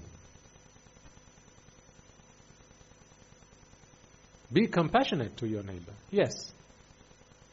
But if you overstep the mark of compassion, now it goes into love. And there's no room for love in Buddhist teaching. They use the words loving kindness for compassion. I don't get that. Because karuna is not that. Love has no room in Buddhist teaching. Because love is attachment.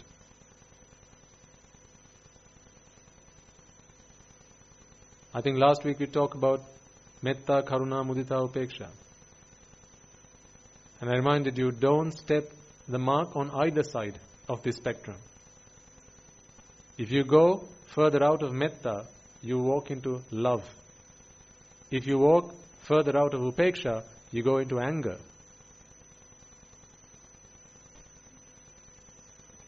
And that's outside the spectrum of Buddhist philosophy.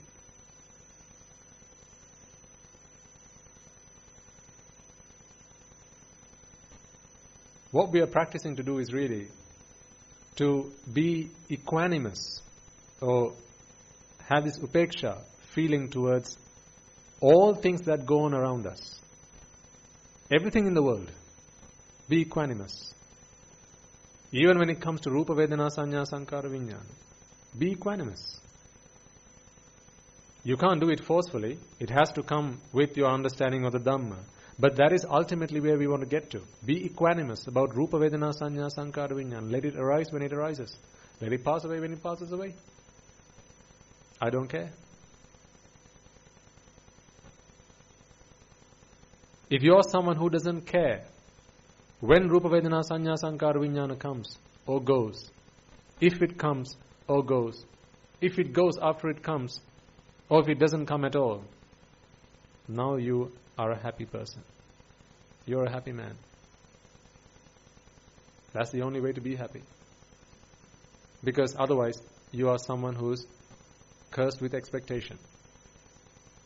The moment you set expectation, nothing good can come your way. Why? Remember, we are not talking about suffering when something breaks. That is viparinama, yes. Right? Something breaks, suffering, yes, we all get that. But what about dukkha dukkha? What if it's there from the moment you start attaching? The moment you start attaching. If you are a mother or a father and you have a child,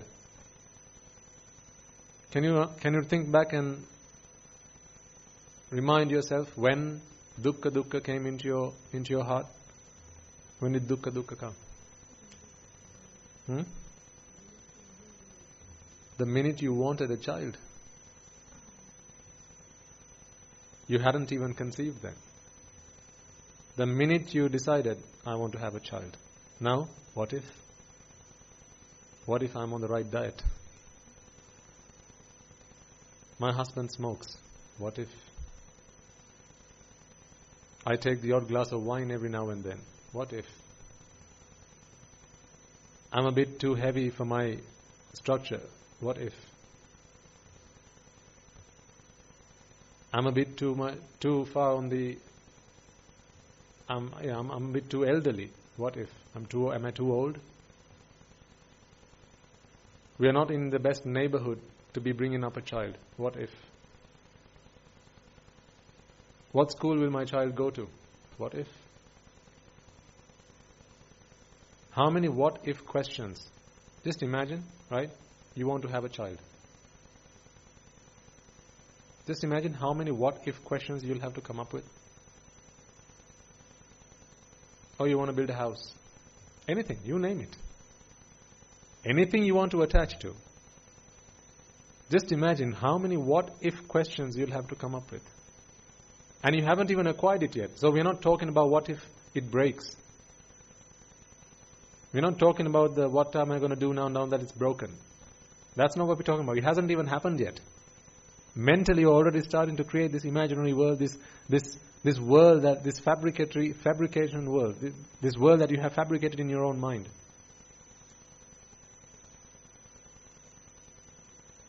What if? How many what if questions do you live with on a daily basis? When you want to cross the road, what if?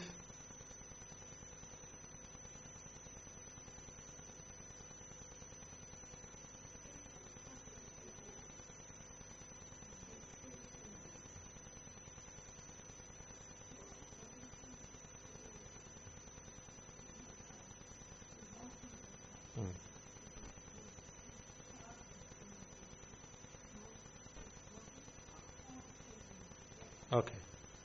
So the moment you're attached to the idea, so right, I want to have a child. The moment that idea sets in your mind, all these what if questions will come your way. It happens immediately afterwards. The moment you're attached to whatever it is, whatever notion you're attached to, you have a question paper of what ifs that come along with it. All these questions have now to be answered. We don't like answering these questions.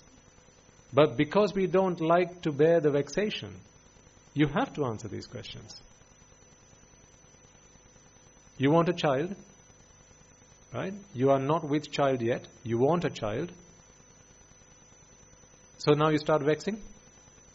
If you want to relieve yourself of this vexation, you must now be prepared to answer the what if questions. You must now be prepared to go through abhisankar. And you must also now be prepared to suffer from the viparinama when it comes. The alternative? Be patient. Bear the pelima. That's the alternative, right? Either you have to be tolerant of it. Let the pelima, let the vexation build up. But you can only do it for so long. There's no get out clause here. Yeah, or rid yourself of attachment. That's the only thing that you really can do. Rid yourself of attachment and then all problems are gone. But if you want to keep your attachment, either you have to keep vexing or you have to relieve yourself of vexation. You can only keep vexing for so long. There's going to come a day, there's going to come a time when I can no longer bear this frustration.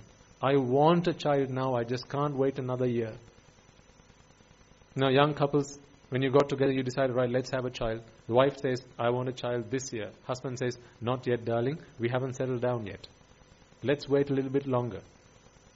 I'm going to get a promotion in another 6 months' time. Why don't we wait till then? We're still living with our in-laws. Why don't we wait until we move out? How many times can you keep telling her? One day she's going to say, either we're going to have a child now, or I'm going to go and find someone else who can give me a child.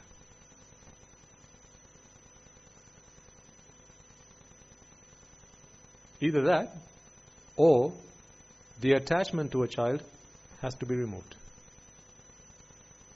Then, problem solved. That's the only real solution to any problem. Otherwise, every solution to a problem is another problem. Remember I told you about the air cons? Before we had the air cons, what was the problem we had?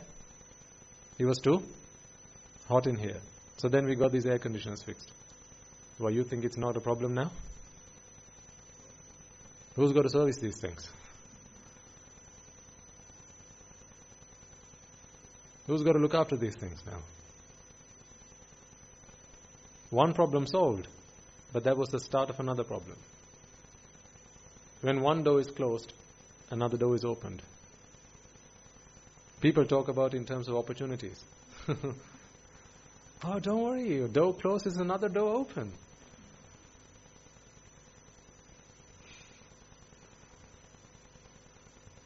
That is the problem. One door closed, another door is opened. We're talking about vexation here. One problem finished, starts another problem. They wanted a child, so they went and had a child. Now, wanting a child door closed. That problem's gone. But new door has opened. And this door is, I now have a child. Now we've got to look after it. Now we've got to feed it, send it to a good school. Right? Yes? Yes. Have we got to protect the child? Make sure he or she doesn't go and spend time with the bad kind of people? All these problems come with the package. It's part and parcel. This is why Abhisankhara always puts you back worse off than you started. That is why Sabbe Sankhara Anicchati. That's why Tathagatan Vānsa says, the Lord Buddha says, Katamasa Ananda, Sabba Sankharesu Anicca Sanya. Ananda, what is this Anicca contemplation of Sankhara? Sabba Sankharesu Attiyati, Harayati, Jigucchati, Ayang Uchata Ananda, Sabba Sankharesu Anicca Sanya. All types of sankhara. So here he talks about sabba sankhara. You can interpret sabba in two ways. One is all types of sankhara. Sabba means universal.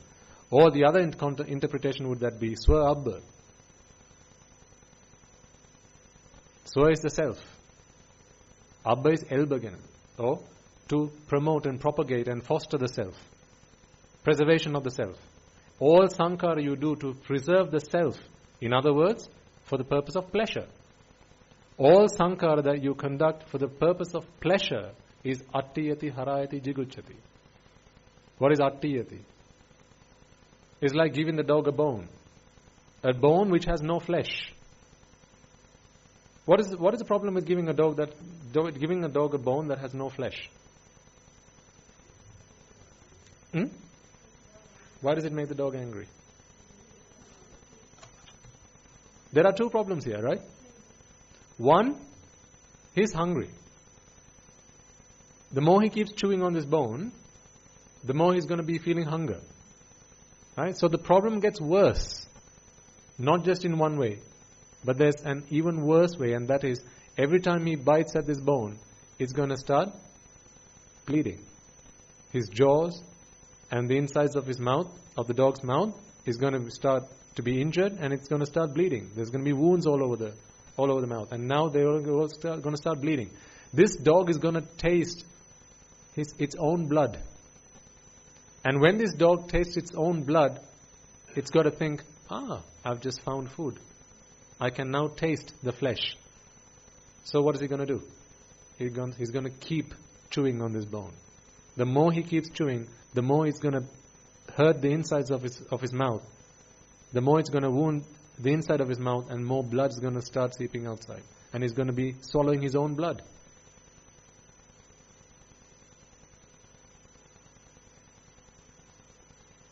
Sabba sankaresu attiyati.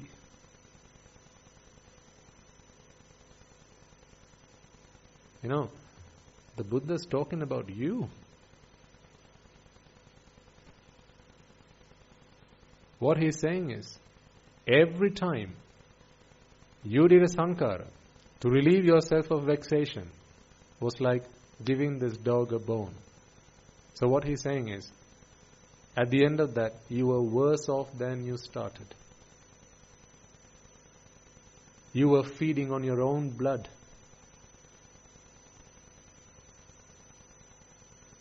You were killing yourself from the inside.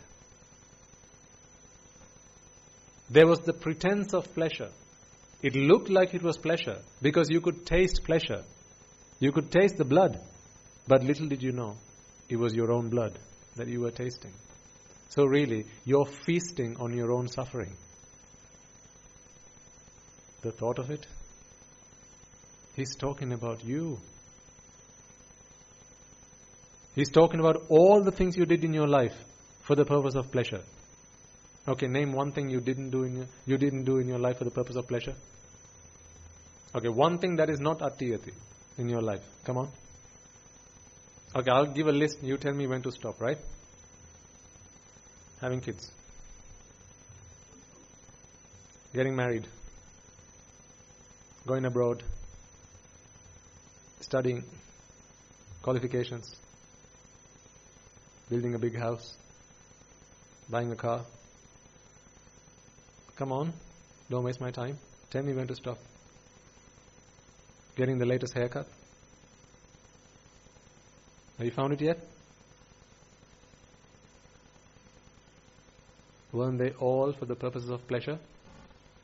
Each and every one of them? Why do you make yourself a cup of tea in the morning? Is it simply because you're feeling thirsty? You could simply drink water.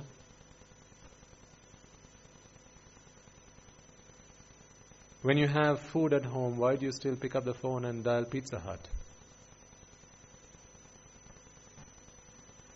You can't tell me that's because you're just hungry. No, there's food in the fridge. What is it about pizza that can feed your hunger more so than rice and curry that's in the fridge? It's the same thing, food. Ultimately, you just have carbohydrates, proteins, vitamins, minerals, right? Lipids. What else does pizza have? Anything other than that? Cholesterol.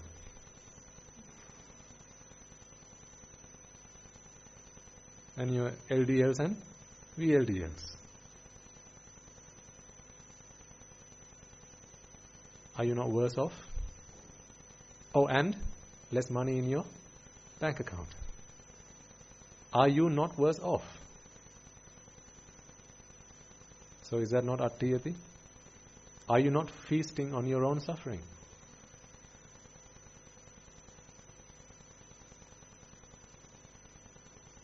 Marriage. Let's not talk about that. We don't need to state the obvious, right? I talk about my life experiences, so, it has to relate to you as well, because we both have lived in the same world, haven't we? Why did we get married? Companionship, right? Because we couldn't tolerate the boredom. Because we wanted someone to be by our side when we were sick. We wanted someone to grow old with, right? And we wanted someone to go into our next birth with at the end of this life. Sari attain api yane natura sansare api ekata yamu. What a joke.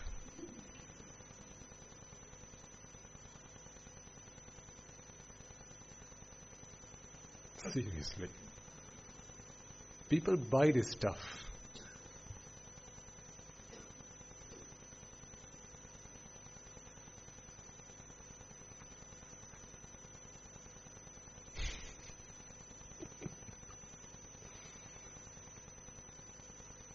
And you what? Better off?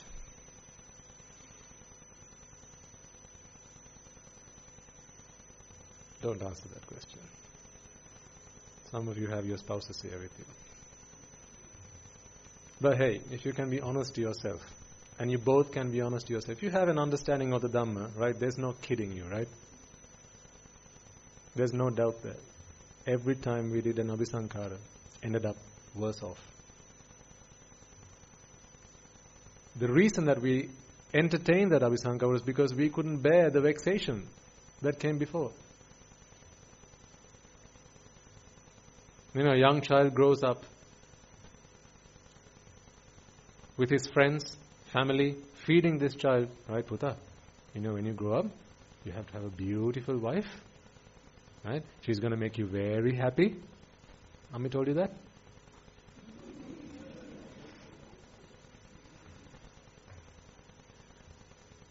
Right? So, children grow up with these views. And they read these novels and watch cartoons where everything ends happily and they live happily. Ever after. All completely distorted views being planted into this child's mind. This child is being brainwashed. Whatever truth he could see in the world is being distorted. Complete lies being fed into this child's mind. This is why I always urge parents, make sure your children receive the gift of Dhamma. You tied the knot because you bought all that crap.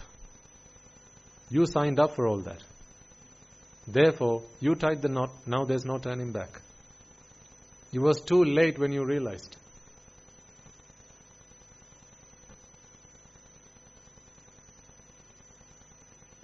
Your children are growing up in the same, or it's not the same world, it's worse. It's worse than it used to be.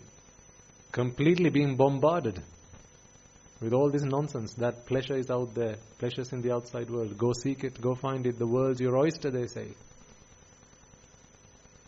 See how much mithya drushti there is? The world's your oyster. Good Lord. For a young child, someone who's growing up, picking up these views. And some children, on their bedroom walls, they have a picture of a doctor, an engineer, scientist. This is me when I grow up. I want to be a doctor when I grow up. I want to be an engineer when I grow up. Whose fault? Whose fault? Parents. I'm not saying take out the picture of the doctor. Let them keep it. But alongside that, why don't they put up a picture of the great elder Sariputta? Or the great elder Moggallana? At least of the Buddha. Most young children don't even know who the Buddha is. Well, let alone children, adults.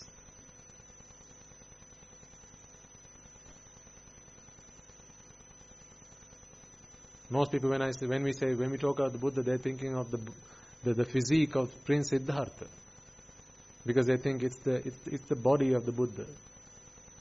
All they're talking about is Siddhartha, a royal prince, or an ascetic later on. But that's not the Buddha. The question is not who is the Buddha. The question is what is the Buddha. It's not who. The Buddha was a man who lived and died. So when you learn that, everyone goes, well, yeah, much the same as everyone else I know. What makes him so special? That's because they don't know what the Buddha is. They don't realize the understanding behind that. Whose fault? Are you ashamed to answer?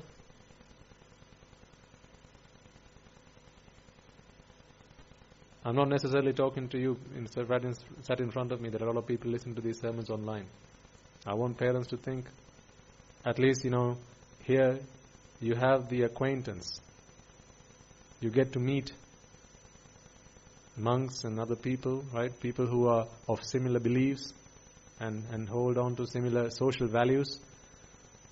But when you're outside this safe zone, children are completely being bombarded with falsehood. Growing up believing that pleasure is out there in the outside world. All I have to do is just waiting for me to come and grab it. Money is what I need, so I will earn as much money as I need to earn myself all the pleasure that is just waiting for me to come and grab it.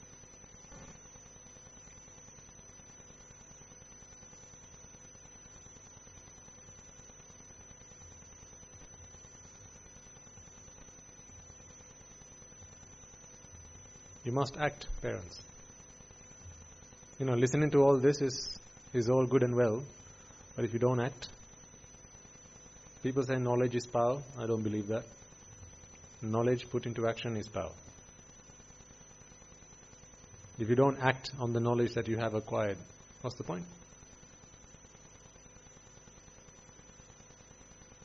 If you have learned something, if you have gained something, then put that into action. Save your children. I know the society I grew up in and the cultures that I was exposed to. I know how difficult it was for me to save myself because my parents weren't knowledgeable enough to teach me the Dhamma. They knew lots of other things about science and math and technology and things like that, but they didn't know enough Dhamma to save me. But the Dhamma is the only thing that can save you. So I had to find this myself. Looking back then, if I hadn't found the Dhamma, I don't even want to imagine what my life would have been like. Complete waste of time. Because sabba sankaresu attiyati. All sankara, for the purpose of pleasure, is like a dog chewing on a meatless bone. Remember, it's not just the fact that the dog's hunger is not going to be sated. That's not the only problem here. Every time this dog chews on that bone, it's going to hurt the inside of his mouth. And every time that happens, every time these bones prick the inside of this animal's mouth, it's going to start bleeding. This dumb dog is going to think that I have just found flesh.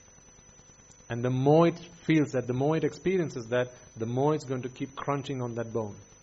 And with every crunch, it's feasting on its own suffering. What a pity. Where's the escape from this? That dog could continue doing that until its death. Don't you think so?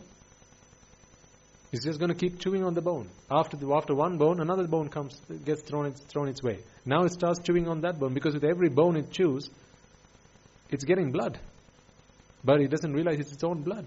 The more it chews, the more it's going to keep digging at its oral cavity. And soon enough, it's going to start infesting, and now the animal's going to die. Did it not bring death upon itself? That is why he said attiyati, harayati. Shameful. Remember we talked about baby Natasha a long while ago? Few of you will remember, those who were there right from the start. Baby Natasha. this mad woman who's got a child, or who thinks she's got the child, and she's feeding this baby. Whenever she goes on holiday, what does she do? She poses for pictures, and she gets a passerby, hey, please can you take a picture of me and my child? So what is she holding in her hands? What is she holding in her hands? Nothing. Why? Because she thinks she's got a child, but there's no child. That was baby Natasha. The child she never had. The child she never had. So these pictures, they went into a photo album, remember? Of her feeding the child, washing the child, clothing the child, taking the child on walks. Right? She got pictures of them and put into a photo album. Friends used to come around, and then what did she used to do? Show them the photo albums. Hey, see, me and my baby. And people asking, what baby? My baby, don't you see? So obviously they clicked, okay, she's just gone cuckoo. So, oh, yeah, I see. She's cute. People used to say. Eventually this woman's illness was cured. Eventually she got her medication, she got treatment, and her mental illness was cured. Then she opened the photo album. What am I doing in that picture? Why am I holding my arms in a funny way? Do you think she's going to be showing her photo albums again to friends that come around? Why? Because she is ashamed. She's ashamed of all the things that she used to do, thinking that she had a child. All that abhisankara that she did was for a baby that never existed. All the abhisankara that you do is for pleasure that never existed.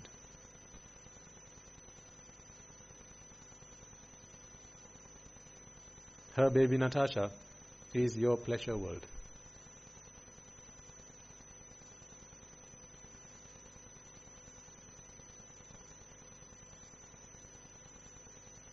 It's a dream.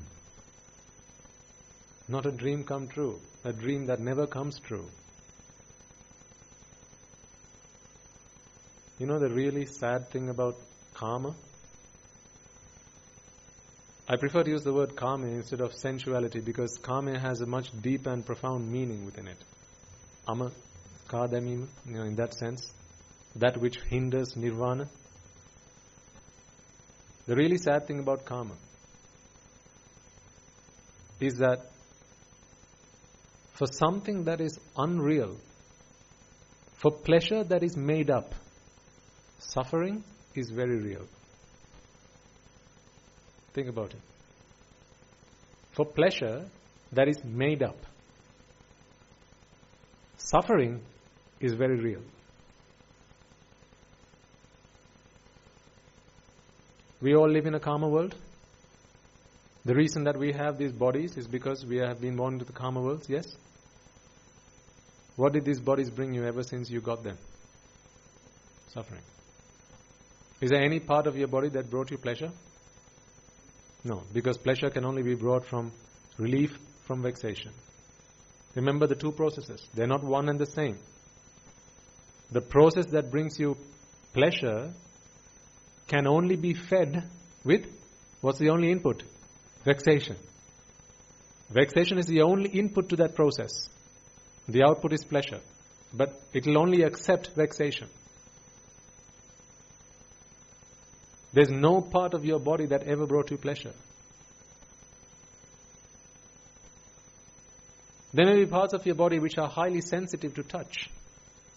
So therefore, when you touch that part of the body, you experience pleasure. Yes, I understand that.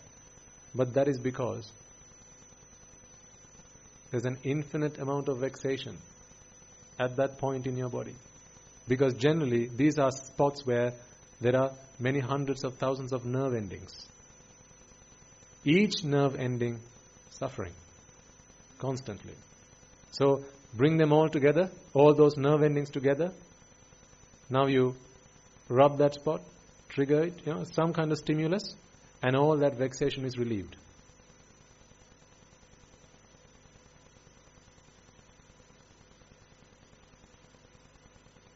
That is how you experience physical pleasure. As much as mental pleasure. Any kind of pleasure is relief from vexation.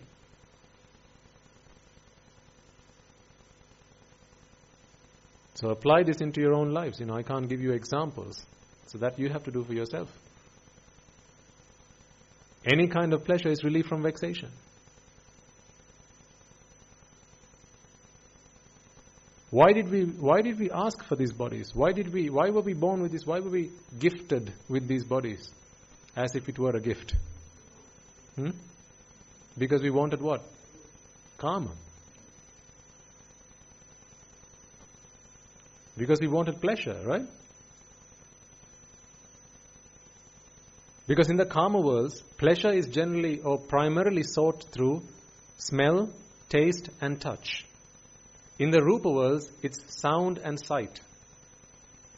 Generally speaking, that's where they seek pleasure from, sight and sound. Whereas in the karma worlds, it's touch or smell, taste and touch. For smell, taste and touch to happen, two objects must collide.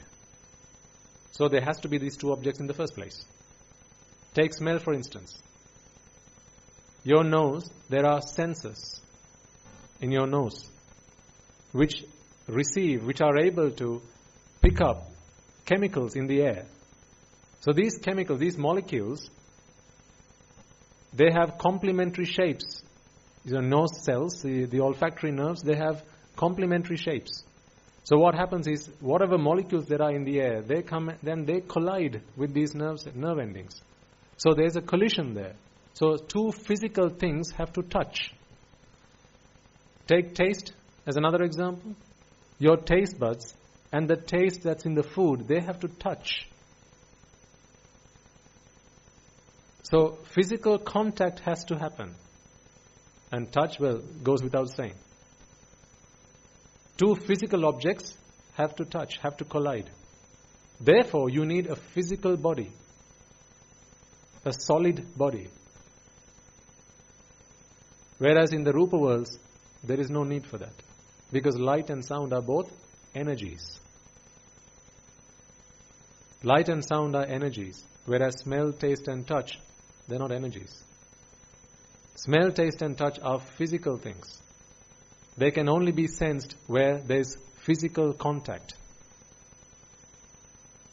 But both light and sound can be sensed through energies. Therefore, when you go into the Rupa worlds, you don't need a hard, solid body like this, because there's no need for touch or contact, physical contact to happen. But because we wanted to enjoy karma or pleasure through sight, smell and touch, we were not gifted but cursed with this body. There's no part of this body that brings us pleasure, but it brings us ample amounts of suffering. Because pleasure is nothing other than relief from vexation. Pleasure is simply something you fabricate in your own mind. It's a mental creation. It's like a fantasy land that you build in your own mind. It's like, you have to imagine pleasure. Really, that's what happens. You imagine it. It's an imagination. It's a fantasy. It's a fiction.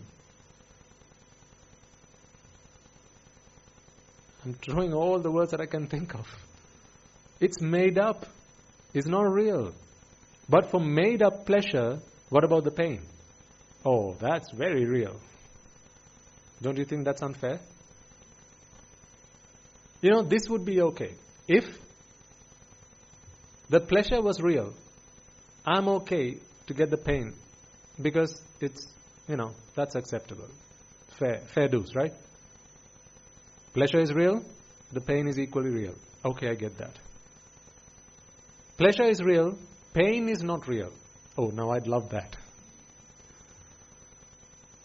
But actually, we've got the short end of the stick.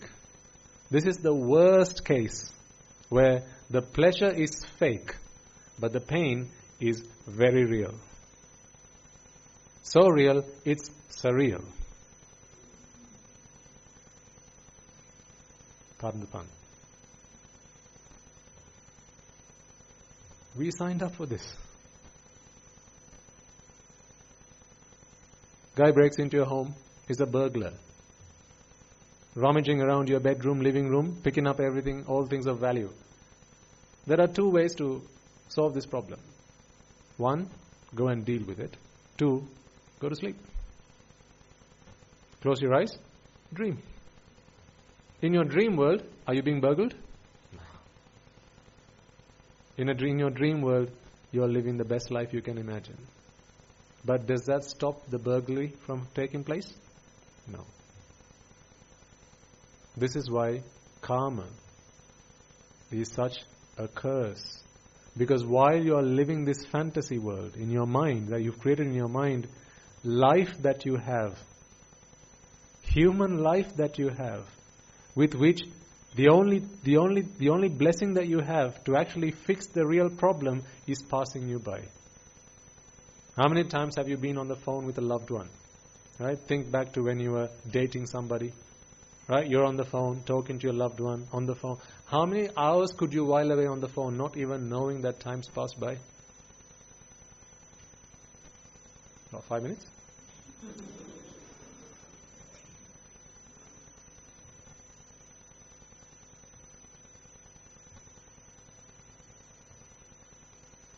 I'm ashamed to say some days I used to fall asleep on the phone. My dad used to come and wake me up and say, Puta, you're still on the phone. Yikes. Caught. And you switch off the phone, and then who has to pay the bills? See, the bills are very real. The bills are very real. You have to pay real money, laboring real hours, carrying real weights, doing real stuff. But the world that you've created, that's all fake. That's all imaginary. Because actually, the person on the other end of the line, you haven't got a clue who that person might be. It could be a man who's speaking in a woman's voice.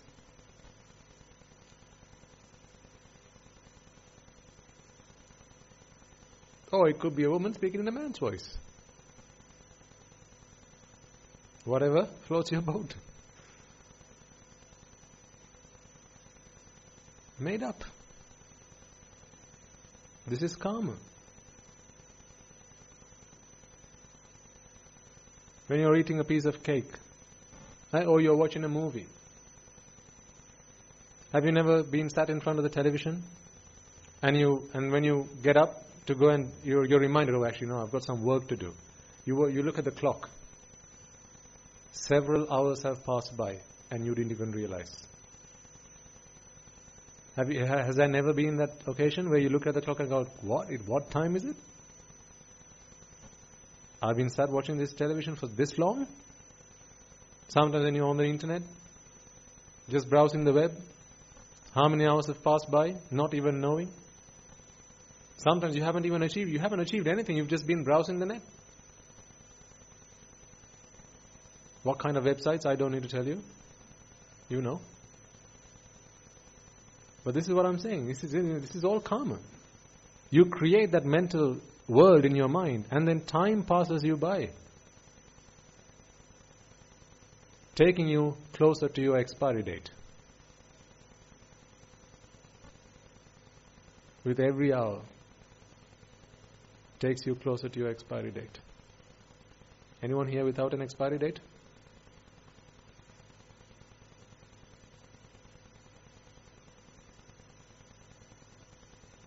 It's about time. Some? Like whom? Like me. Not talking about you. Like me. I'm surprised I'm still alive. The kind of things I must have done in samsara, I'm surprised I'm still alive. I'm not surprised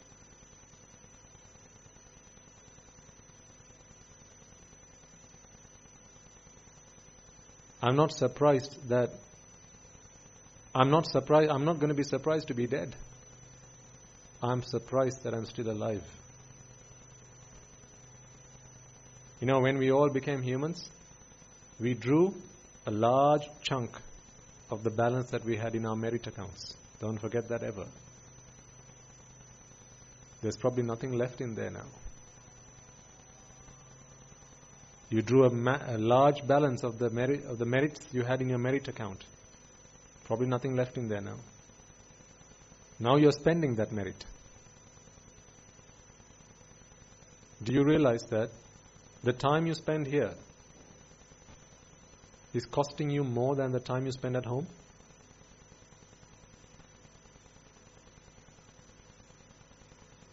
The time you spend here is costing you more than the time you spend at home doing other things. Let me explain. Which of these two things do you think you need more merit to achieve? Being at home, watching TV, sitting here, listening to this sermon.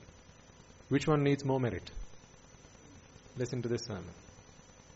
So while you're here, you're spending more of your merit. So if you want to stop spending your merit, plug your ears. And then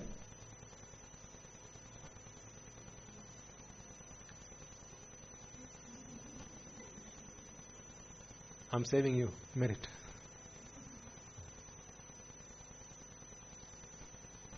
Why? Because every word you hear me say is costing you. So, what do I have to do to save you merit?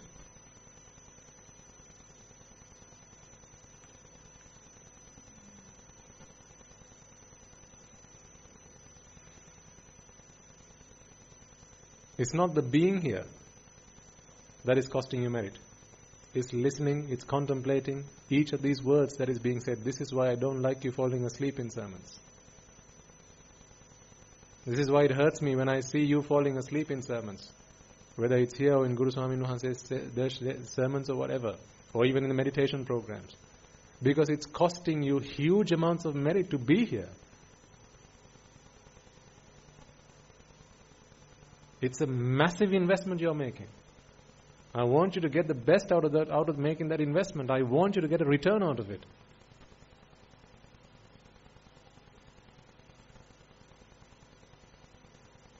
To be born human, we drew a massive chunk of the merits that we had earned throughout samsara. That's why the Buddha says, to be born human again is like that turtle surfacing, and so this turtle is blind in one eye, remember? Looking up at the sky. Through what? Through the yoke. Right? 2 parts of this yoke that was thrown away by the farmer because it had reached the end of its lifetime. These 2 parts of the yoke that was floating in the ocean, they meet by coincidence in the middle of the ocean, come together so that the whole is now one again. And now he looks up at the sky with this eye that is still working, and he sees the sky. It has to be aligned. It has to be a clear sky. And if a crow flies above it at that moment, no sky. What if it's a cloudy night? No sky. What if it's raining heavily? No sky. And that only happens once every century.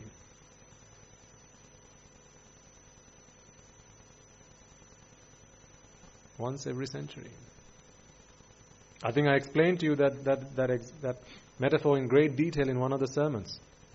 We're talking about 2 parts of a yoke, of this piece of wood that's been thrown into the ocean at random.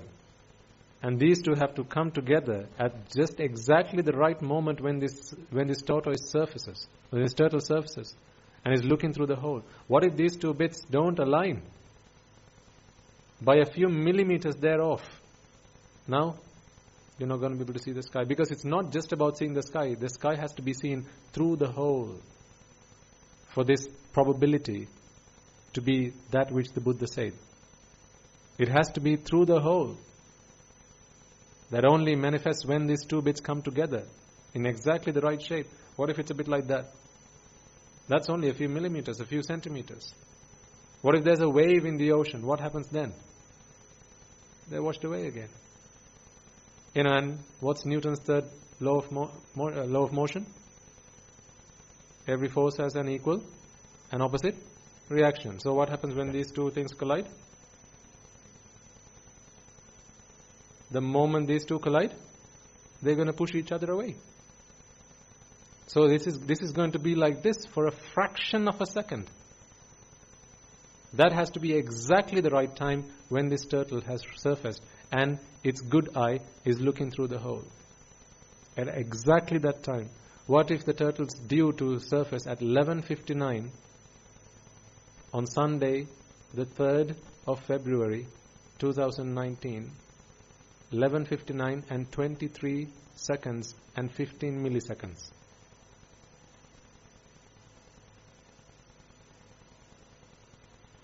These two come together at 23 seconds and 16 milliseconds.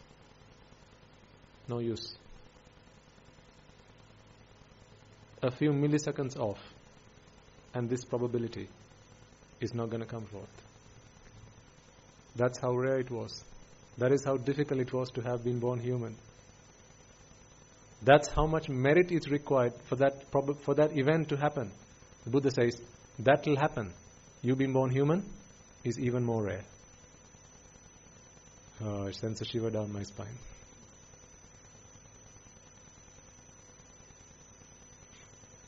Now just think about how much of that human life have you spent by now?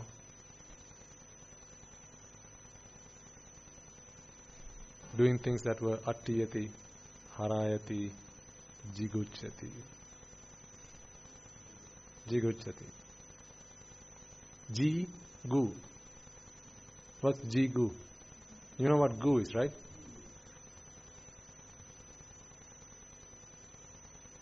Ji-gu is malamutra. So it's urine, feces, that kind of idea. Ji-gu ichchati. Ichcha? Liking. How much do you like G and Gu? It's not like Tom and Jerry. They're not two characters from some cartoon, okay? G and Gu. Ji Gu ichchati.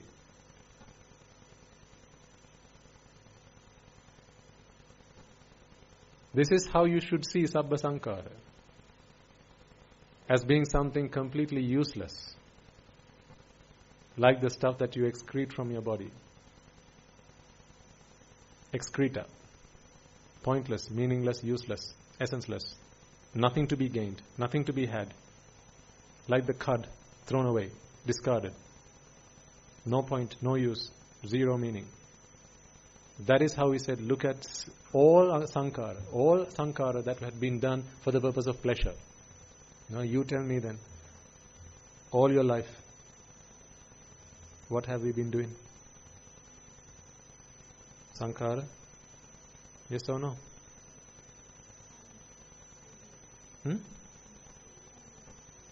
Take 5 minutes? Yeah. At least now we are beginning to realize that this sankhara is meaningless. Because until such time that you understood the Dhamma, our belief was, yes, this sankhara is the best thing to be doing. That is the purpose of our life, to be doing as much sankhara as we possibly can, for the purpose of pleasure. Even an arahant does sankhara. Like going on alms, that is also sankhara. Preaching the Dhamma, that's also sankhara. But that's not sankhara for the purpose of pleasure. The Buddha talks about sankhara for the purpose of pleasure. Attiyati harayati jigucchati. Meaningless, essenceless, but that's not the only problem. The more you do it, the more you keep dragging yourself into a black hole, into misery. The more you keep destroying yourself. So how does that relate to day-to-day life? What lesson do we have to take from this then? Contemplate. Whenever you feel like doing something, a sankhara, to relieve yourself from vexation, take a moment to reflect on it. Realize and acknowledge that this is pointless. Me doing this is like taking the wrong exit. It's only going to take me back to the start of this traffic queue. What is the point? I might as well have just stayed where I was before. I'm worse off than I started. Better off? Equal or worse off? Worse off. At least if you were equal, then that would have been okay. But not equal. Actually, worse off.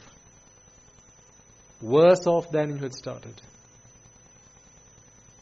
for the purpose of pleasure. I'm not saying now don't go cook a meal because you're feeling hungry. Because that is also sankhara, yes. And that is also for the purpose of pleasure, physical pleasure. Not talking about that. Here we are talking about for the purpose of mental pleasure. Remember, the Buddha only allowed his monks to partake in 4 things, the 4 requisites: robes, meals, or food, medicine, and shelter. Because these are 4 things that are required because we've been born into a karma world. I have a physical body, a body that is always suffering. So I need protection from the elements. Therefore I need a robe, I need shelter. I feel hunger, therefore I need food. And I fall sick, therefore I need medicine. These 4 things, partake in them for as long as you need it. But for everything else, the answer is only the Dhamma. This is why we don't have a television at the monastery. What is the point of watching TV? Does that feed my hunger? Does that clothe me? Give me shelter? Or give me medicine when I'm sick? Okay, you have a TV, you watch news.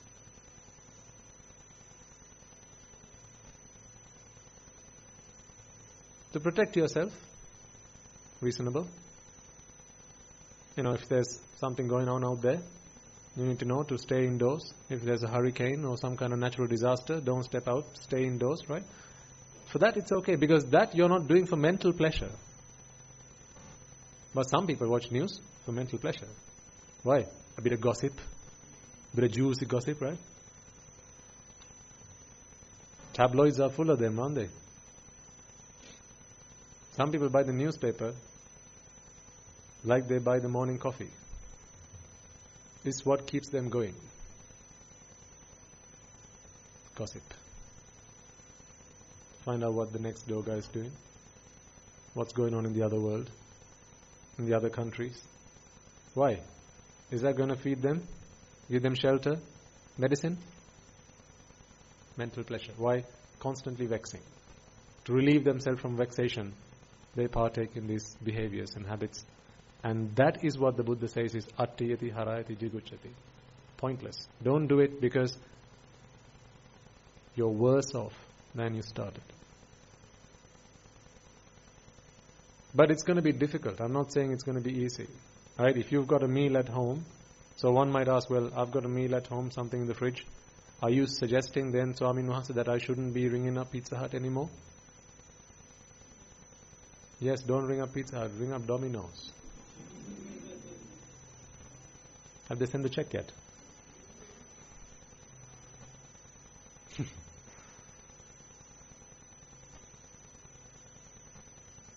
You'll still feel the urge. You can, what I'm going to suggest is do it if you want to, but reflect on it. Reflect on the meaningless nature of what you're doing, because it's attiyati harayati jigucchati. You're worse off than you started, not better off. Always worse off. Always. There's no exception. What you're doing is attiyati. It's like throwing the dog a meatless bone. The dog's going to keep chewing on it. That's going to tire the animal, and it's going to be feasting on its own blood. In the example of ordering yourself a pizza, how is that chewing on your own blood? Yeah.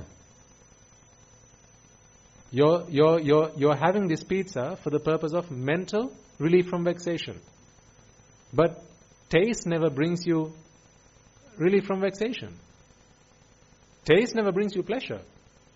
Because pleasure is not an attribute of taste. Pleasure can only be achieved by relieving from vexation. It's not the pizza that does that. You are attached to that taste to begin with. Then you went looking for it. Now you found it. Therefore you have stopped looking for it. Therefore you are relieved of vexation. It's not the taste that brought you that.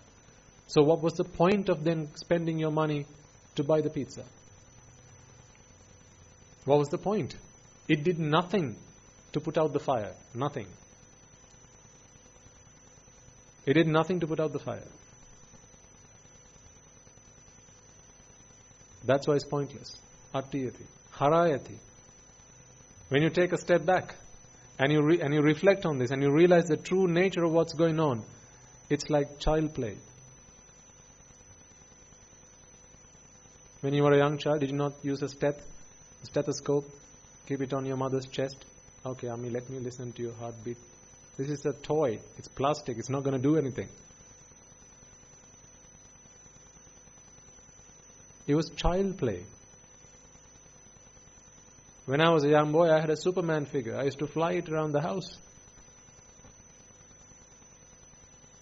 That was child play. I've still got that. I do it when all the other monks have fallen asleep at the monastery. Are you ready to accept me say that? Why are you laughing when I say that? Because it's shameful. It's child play. But if you see a young boy doing that, a young child doing that, would you laugh at them? No. Because it's okay, it's acceptable for a little child to play with a toy. But it's not acceptable for an adult to play with it because you know it's just a fantasy world that this child is living in. If I were to tell you that every 25th December I wait for Santa to bring me a present, I wait for the reindeers flying in, so even they are laughing. Even the kids are laughing at me. Harayati, yes or no? Yes, so why you laugh? It's a laugh of shame. That's what it is. It's a laugh of shame. Because you know that it's a fake. It's fake. I've just made it up in my own mind and I'm living a mental world. A mental imagination. It's a fabrication. It's a fantasy I'm living in my own fantasy world. Therefore you're laughing at me. That's why harayati. So therefore jigucchati. So what is the point? Let go of it, discard of it. Meaningless, essenceless. Like you would discard your own excreta in the morning and you don't look back. Do you check before you flush? Have you got any regrets when you flush? Oh, that's a part of me. Shucks. No, you just flush. Why? Because good riddance. Isn't that what you think to yourself? Good riddance. That's what jigucchati is. Good riddance. In simple terms, good riddance. Be glad to stop doing that. Because it's meaningless, essenceless, pointless, useless, futile. Attiyati harayati jigucchati. All of sankhara is like that. The sad part is, until we understood this reality, we spent 20, 30, 40, okay, stop me when I have hit the right point, right? 60, 70, 80 years of our lives doing things that were meaningless, essenceless, useless, futile. All of them were like throwing the dog a bone. We devoured our own suffering. We feasted on our own suffering. We tasted our own suffering and said, delicious. That makes us savages.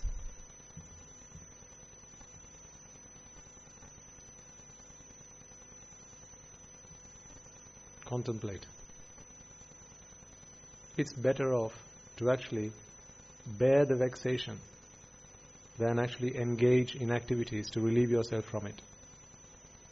Pelima is better than abhisankara. You've heard the hina daham, madhyama daham, pranita daham? Hina daham, abhisankara.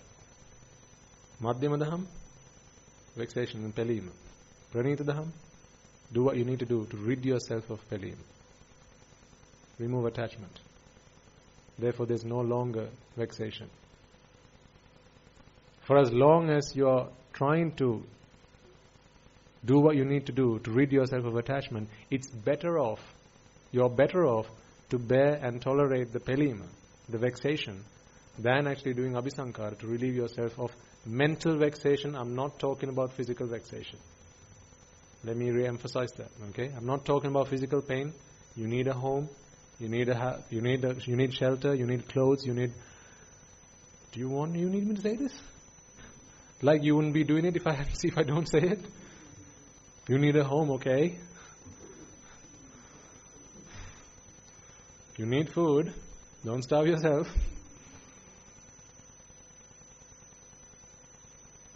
You're thinking, what are you talking about, Swaminas? On the way here, we stopped at Pizza Hut.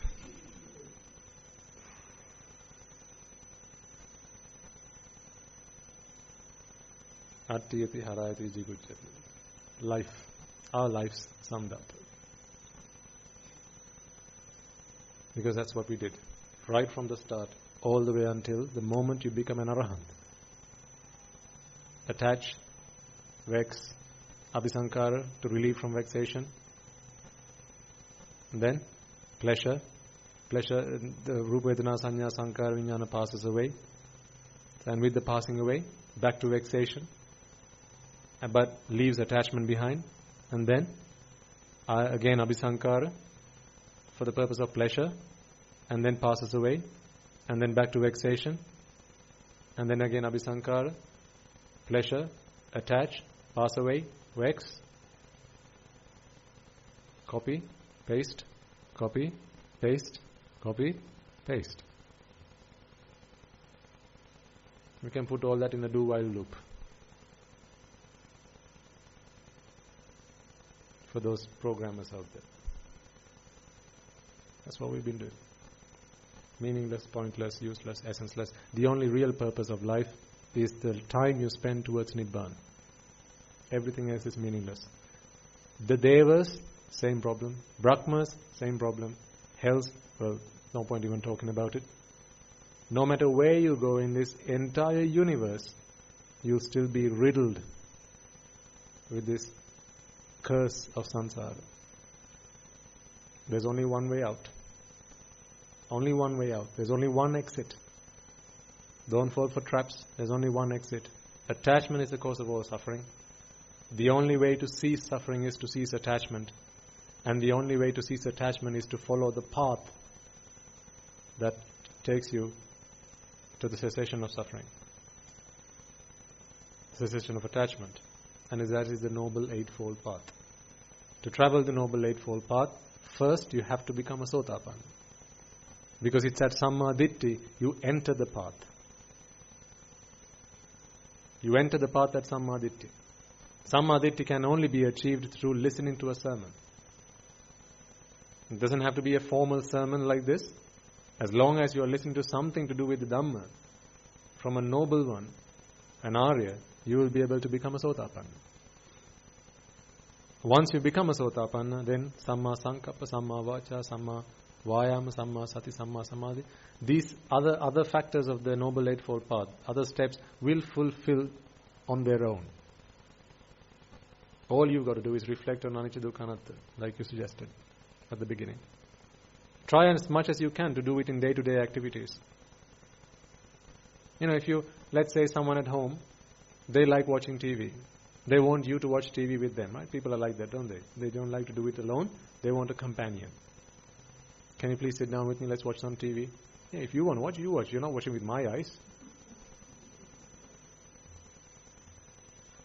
No, that doesn't cut it. You want a companion. That's domanassa. Domanassa.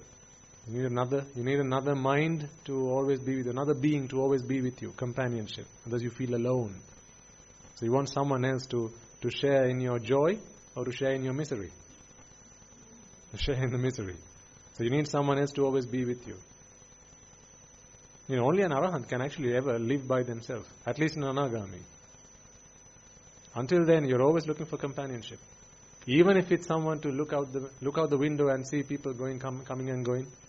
Otherwise, you feel boredom is a real killer for people. Think about the Western world, right? People so talk about independence.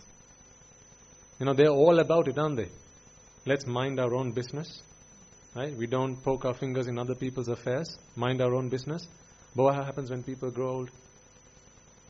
Yeah, they get left alone. No one to care for them, no one to talk to them. and then they become so destitute and they start becoming depressed, and then they start looking for companionship. Someone has to come and be by their side, talk to them. I used to work in a care home.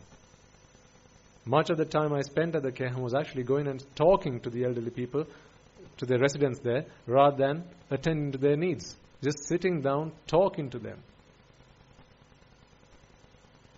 Asking them about how their life was, how their day was.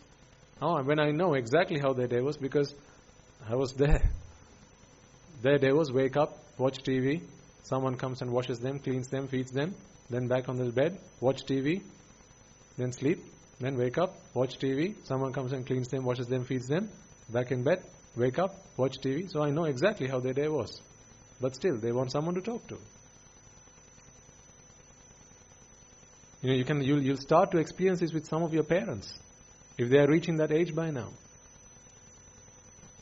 Especially if they have become a widow. If it's either just your mother or your father, have you not heard of stories a lot of the time where one of the partners pass away, the other follows in quick succession. If the husband dies, the wife dies very, very soon. If the wife goes, the husband goes very soon. Why? What have they started to lack?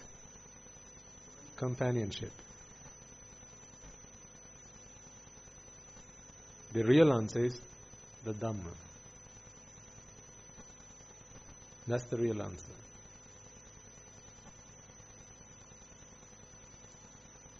The Dhamma. And we are all going there. Don't forget. Each and every one of us. Today, because you're young, because you have knowledge, because you have power, because you have authority, you will be surrounded by people. Why? Because they want you to scratch their back. Not because they love you. Don't forget. Love is simply a made-up thing. It's only because they want you to scratch their back, and for as long as you do that, they'll scratch your back.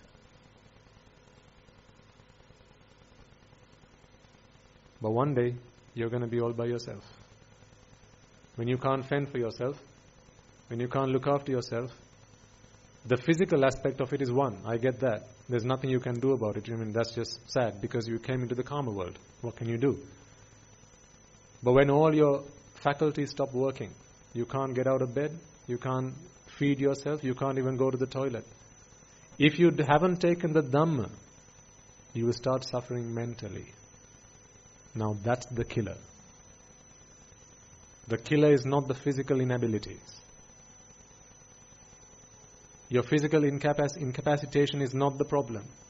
It's the mental inability.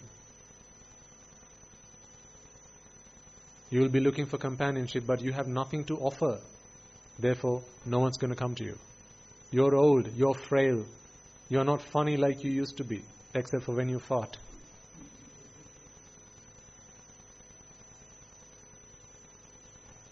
Your grandchildren will not want to spend time with you as much as you will want to spend time with them. If what I'm saying is not true, then please tell me so. Your children will not want to spend time with you because they have other things to worry about. They have their own problems to worry about. You will be put on a bed with a television in front of you. Tati, here's a remote. I've got you the latest channels. You have 75 channels you can flick using your television. Watch as all the TV you want, and I'll pay the bill. Don't worry. Right? Here's an internet connection as well, so you can browse all the net you like. That's not what they want. They've been alive for 90 years. Sensuality never brought them any real happiness. What, you think now it's going to? How many hours of TV do you think they watched in their 90 years of life? If they were happy by now, they wouldn't be asking for your companionship.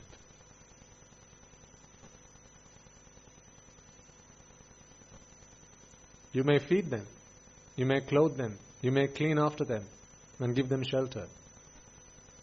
But that's not what they're looking for. They're looking for your companionship.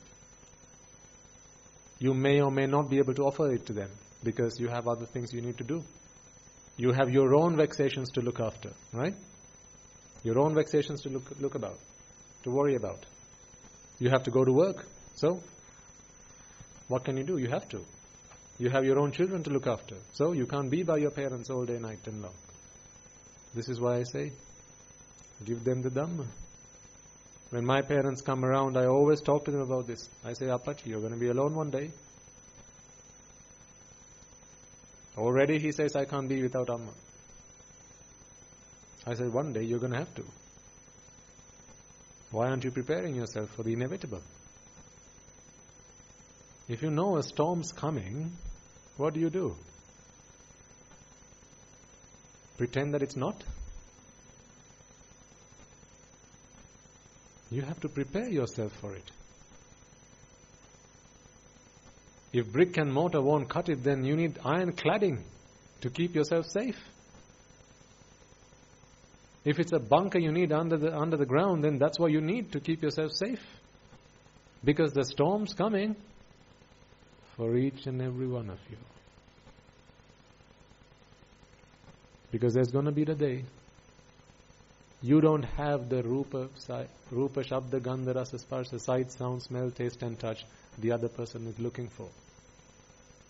Therefore, you are not worth the investment. That's when you become the road. You become dirt, dust, to be discarded. If you don't have the Dhamma by your side, when this day comes, I tell you now, you will be so sorry for yourself. You will be so sorry for yourself. If you have the Dhamma, you will not need any companionship. If you don't have the Dhamma,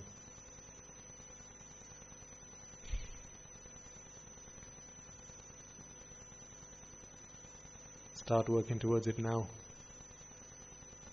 You know, if you don't believe in samsara, if you don't believe in rebirth, well, forget all that. I'm not talking about the next birth. I'm talking about your last few years in this life. It's going to be hell on earth. It's going to be hell on earth if you haven't got yourself protection. The Dhamma is the only protection that can give you the protection that you need. Nothing else. Just look at your grandparents. Just because I say so. Go and look at your grandparents. If they're no longer with you, think back about how they spent their last few years. What a sad death Archie had. What a sad death Sia had. In his last few years, nobody wanted to go and tend to him. Nobody wanted to go and spend time with him. He was just on his bed, crying, weeping. Help! Someone help! I need the toilet. Help! Let him be. Why you think people don't do like that? That stuff they show on the television, on the teledramas, that's real. Let him be. He doesn't need the toilet. I mean, he's gone 5 minutes ago, he went to the toilet. He doesn't need it now. We'll do it later. Sometimes, help, I need the toilet. Number 1 or number 2? Number 1. We'll wait until you need number 2 also. We'll wait until it's a 3. 1 plus 2, 3.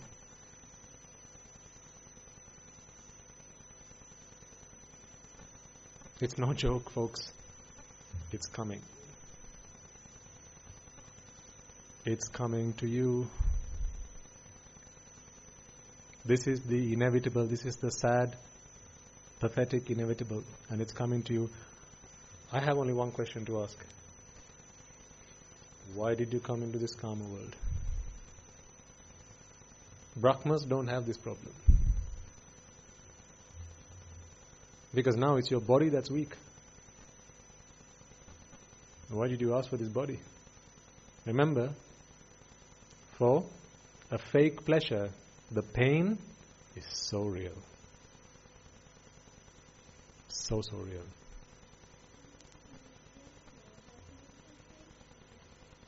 In what sense do you mean, madam?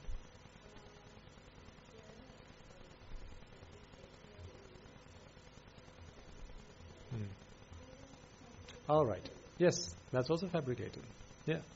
Because, remember, if there's no attachment, then there's no vexation, which is the psychological pain that you refer to there. The mental frustration, the mental agitation, vexation, all that, right? If there wasn't any attachment, you wouldn't have any of that. And if there was no attachment, there wouldn't be any suffering, any vexation. And if there was no vexation, then you would not need to relieve yourself from that vexation. Then there would not be any pleasure. Both pleasure and vexation manifest because of attachment. Attachment brings you suffering. Relief from that suffering brings you pleasure. So if you look back at the root of all of that, it's attachment. So an arahant who has ridden themselves of attachment for good no longer suffers. Because there's no suffering, there's no pleasure. But that pleasure is nothing other than relief from suffering. Is it better to not have a headache at all or to have a headache and have it cured? Which one's better? Not have it at all. So if you were to complain, hey, that's not fair. I like the feeling when I have a headache and then it gets cured. I like that feeling. Well, first you need the headache then. So, do any of you have a headache? If you don't, then you should try that feeling. Or when a headache gets better. So before you go, bang your head on the wall. By the time you get home, you will feel better and you will be able to experience what I'm talking about. Pleasure. So it's a fabrication. Suffering is also a fabrication. Thankfully, if mental suffering was real, then what is the point of becoming an arahat? Right? If mental suffering was real, what is the point of becoming an arahat? An arahatun Wahanse is someone who has eradicated all what suffering? Mental suffering. But for as long as he has a human body, depending on what karma he's done, that will bring vipaka. And that could be pleasurable or unpleasurable. So for example, if he's hungry, receiving food relieves him from physical suffering. That's the result of a good karma. Experiencing hunger, now he can't find any food. That's the result of bad karma. But either way, mentally, doesn't bother him one bit. Yes. It's all in the mind. So, it's all in the mind. Attachment, vexation, suffering, pleasure, it's all in the mind. Nothing to do with physical. It's all in the mind. This is why we can fix it. And this is why it doesn't matter what age you are. This is why it doesn't matter whether you are black or white. It doesn't matter what language you speak. It doesn't matter whether you're a man or a woman or an adult or a child. It doesn't matter because it's all in the mind. What shape of your body doesn't matter. Whether you're short or tall doesn't matter. Whether you're handicapped, who cares? Doesn't matter. You lose an arm and a leg, so what? You've got boils all over your body and you're bedridden, so what? It's all in the mind. For as long as you're sound of mind, you can fix this problem. If you go mad, in the conventional sense, then of course, it's difficult to help that kind of person because they can't understand what is being said. And also if you are a duhetuka pratisandhilavi, if your birth is by-rooted, alobha adosa, then you don't have the shana sampatti. That's the problem. So you will never become a sotapanna, not in this birth. We talked about that in the last sermon. But that's just a side fact. What we all really need to worry about is let's make the most of our human lives. Let's contemplate on the fact that sabba sankara is attiyati harayati jigucchati.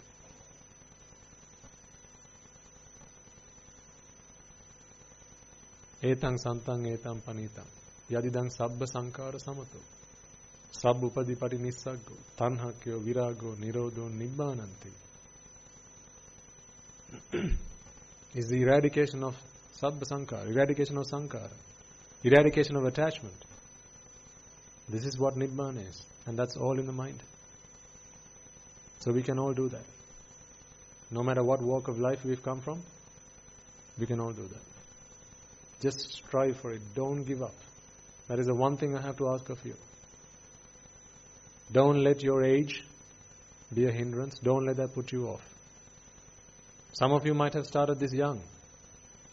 I started it towards my middle age. There are others here who started it very young. They're extremely fortunate.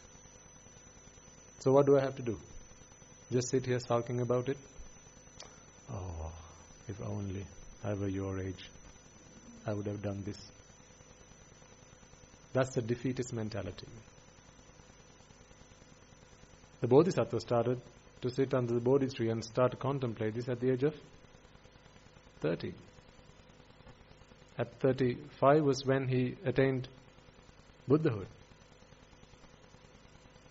And there were plenty of other monks who at very late stages in their life became Sotapan, Sakurdagami, Anagami, Arahat, as well as nuns. So don't let anything come in your way. Age is not a barrier here. I want you all to remember this.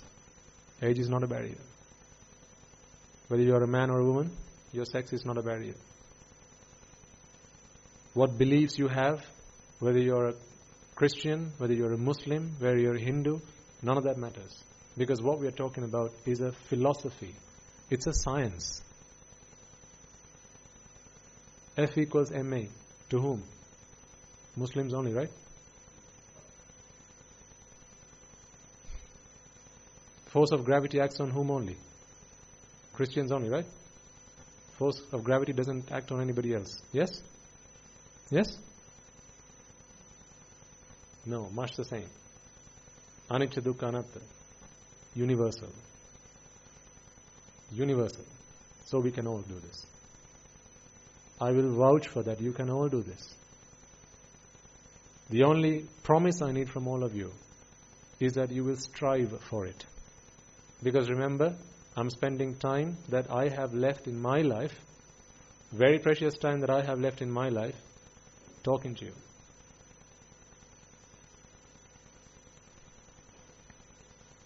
I don't particularly enjoy doing these sermons in English, and I've said that to you quite honestly in the past. I don't particularly enjoy that because it's not a natural language to me. Yes, I can speak it, but it doesn't come naturally. Buddhist teaching doesn't come naturally in any other language except for Pali and Sinhala. I don't believe it comes naturally in any other language. A lot of the words, this is why I have to use the Sinhala words. How many times did I say Ashwada and Pelima just in this sermon? There's a word called Asuchi. Chittera Suvadai Novana. What's the word I can use in English for that?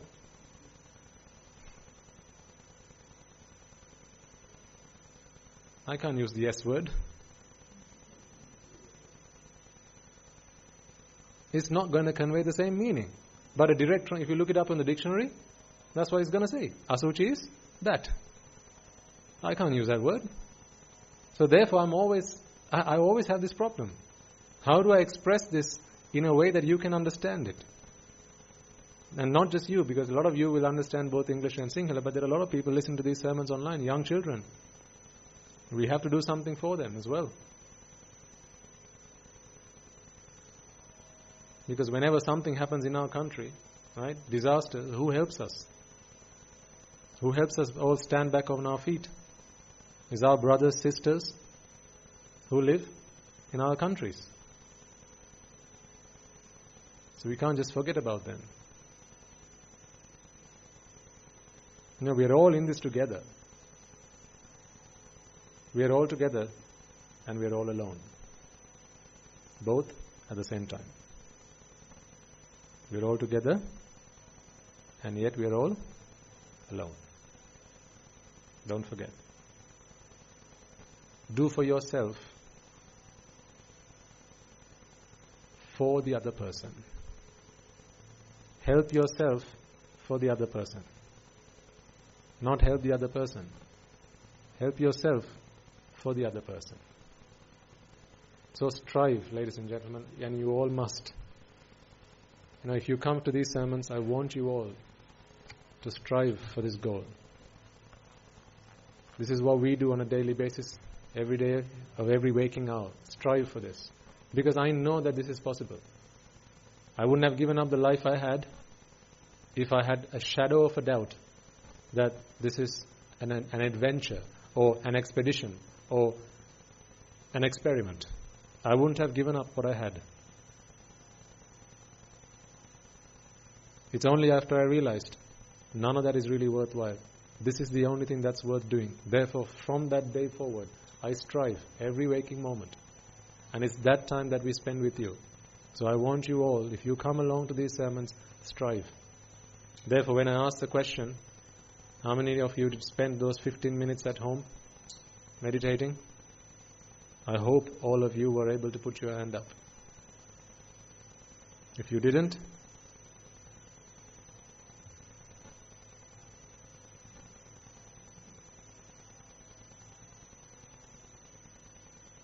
then make sure next time I ask you, you can give me a yes. So next week we have the meditation program, because it's the last Sunday of the month. So we'll continue to do it in that way. Please come having rested. I don't want you to fall asleep in the middle of the program, because unlike in a sermon, I can't stop and I can't interrupt other people to keep waking you up.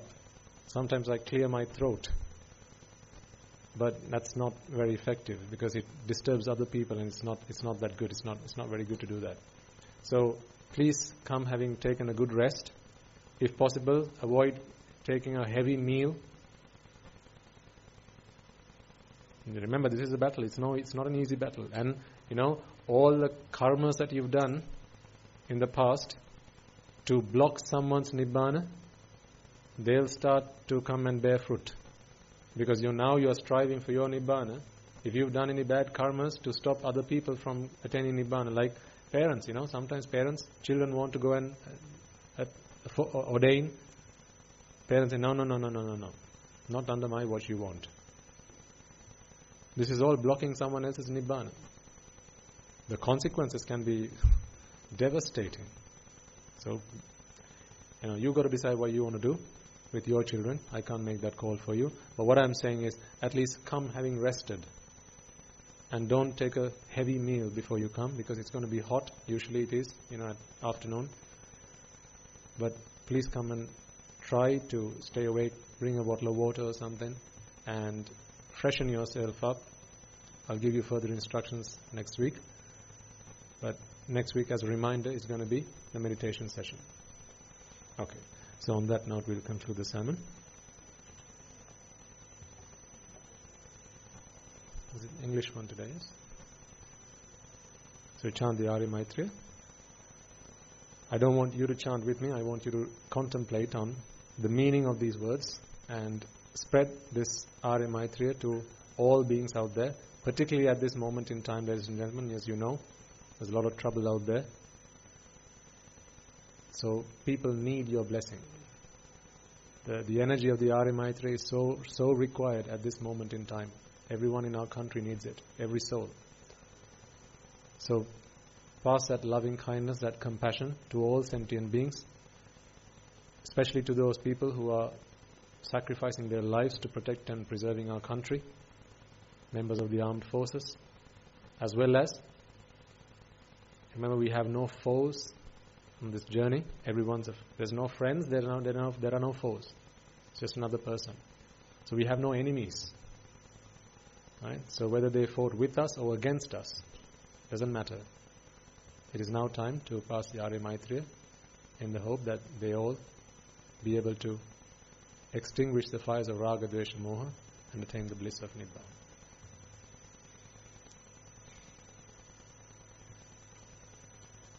May I and all beings in all worlds be freed from the fire of birth, freed from the fire of decay, freed from the fire of illness, freed from the fire of death, freed from the fire of sorrow, freed from the fire of lamentation, healed with the ultimate bliss of Nibbana, healed with the ultimate bliss of Nibbana, healed with the ultimate bliss of Nibbana.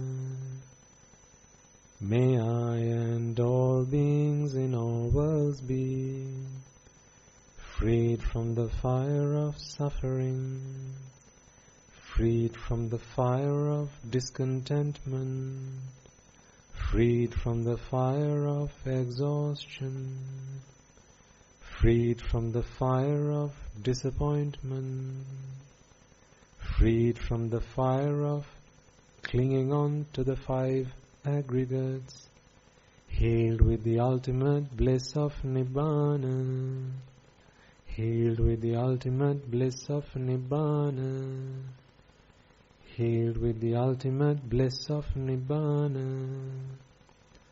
May I and all beings in all worlds be freed from the suffering of samsara, freed from the disease of samsara, freed from the fear of samsara,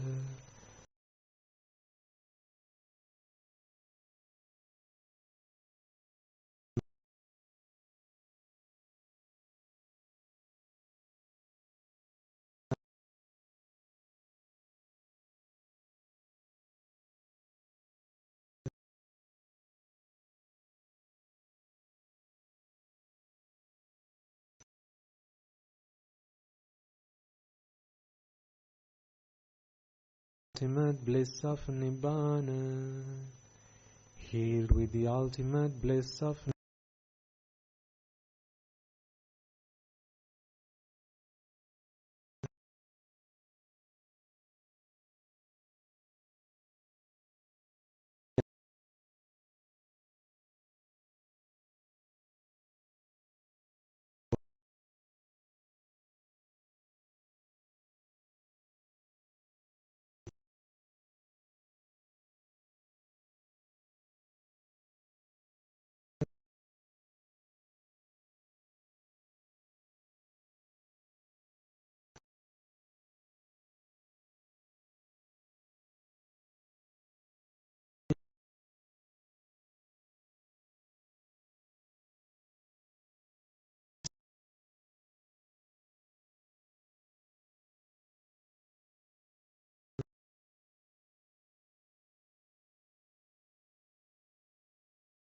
and all beings attain Nibbana. Nibbana is the only salvation. May I and all beings attain Nibbana. Letting go is the only salvation. May I and all beings let go. Detachment is the only salvation. May I and all beings be detached. Being freed is the only salvation. May I and all beings be freed. Nibbana is the only salvation. May I and all beings attain Nibbana. Nibbana is the only salvation. May I and all beings attain Nibbana. Nibbana is the only salvation.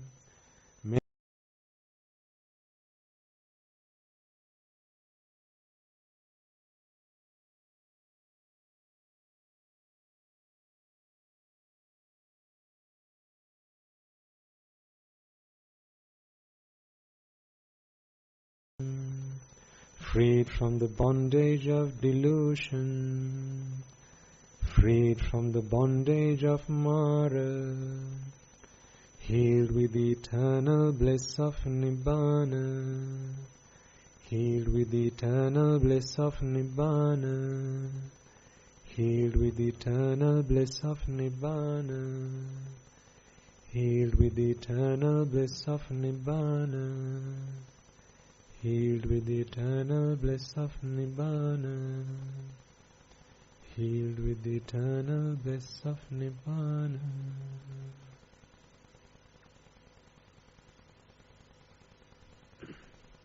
Okay.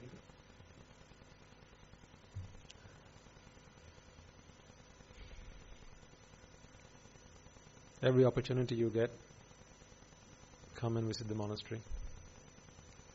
It's not because it's great to have a lot of people here, because the more people that come, the more we have to do. We like to spend our time up there, in solitude, under the trees, doing our meditation. But you need the help of the color narrator, just as much as I need it, just as much as I needed it to be here today. So every opportunity you get, come and make use of it. That's not to say you can only find it here. There may be other places where you can find it. Wherever, seek it. Because how much do we charge you to be here?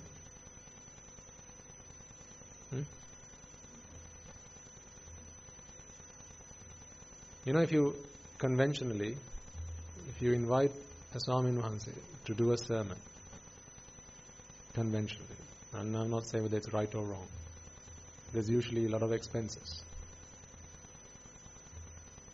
Now imagine it's an English sermon.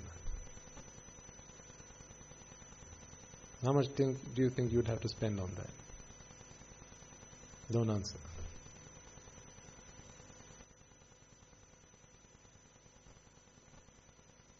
Because there are some of you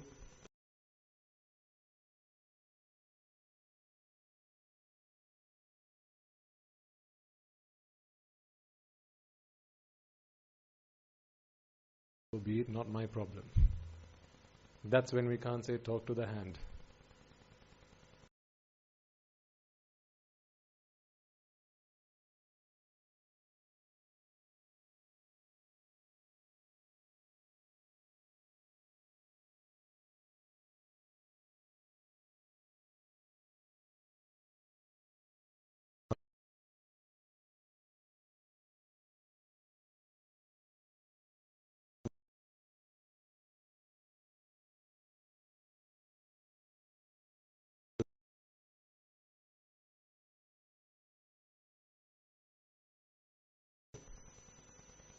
Because I depend on you for the 4 requisites.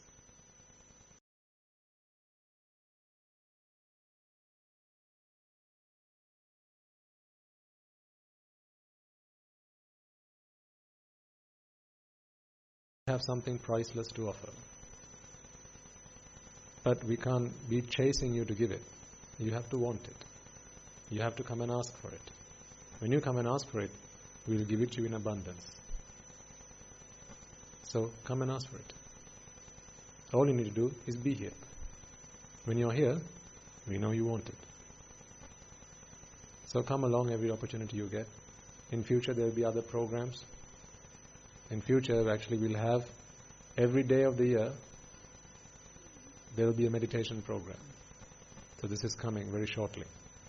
As soon as the works in the Dharma hall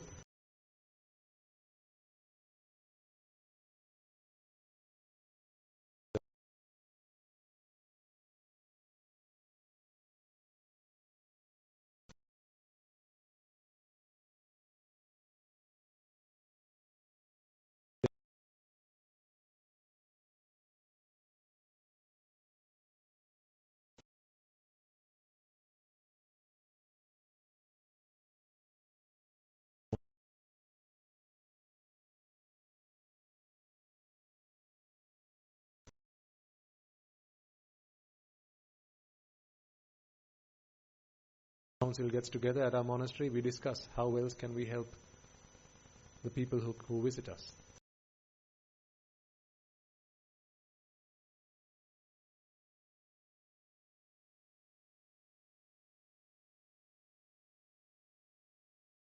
That was to come up with smart goals.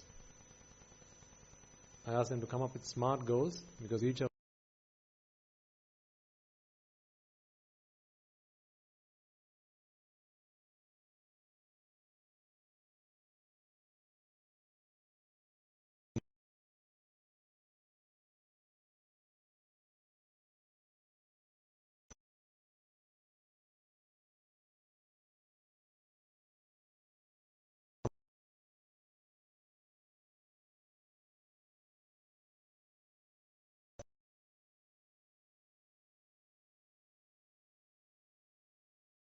is who you will have most of the time when you visit us. So each monk in the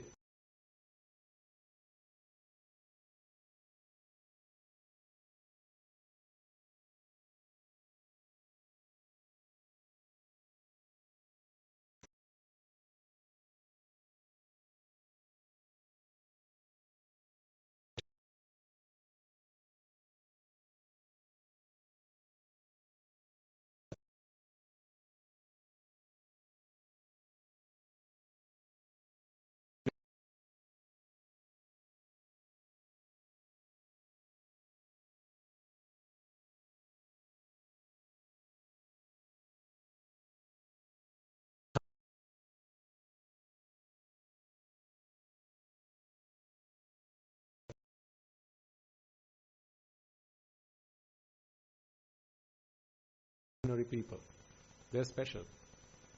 Starting from Guru Hamdro, very special people.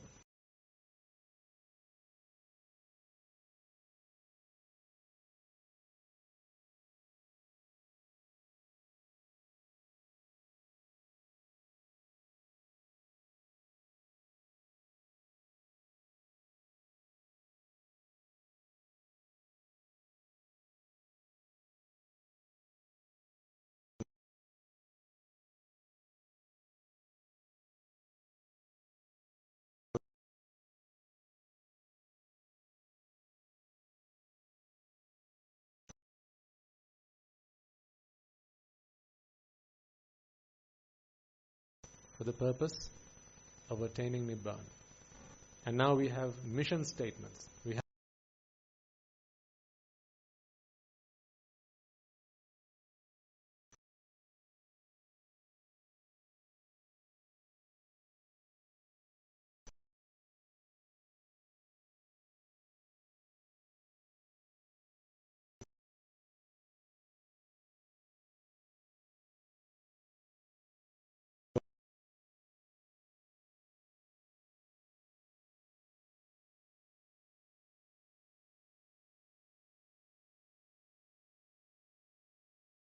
you will start to see some changes happening, all for the better, all for your good.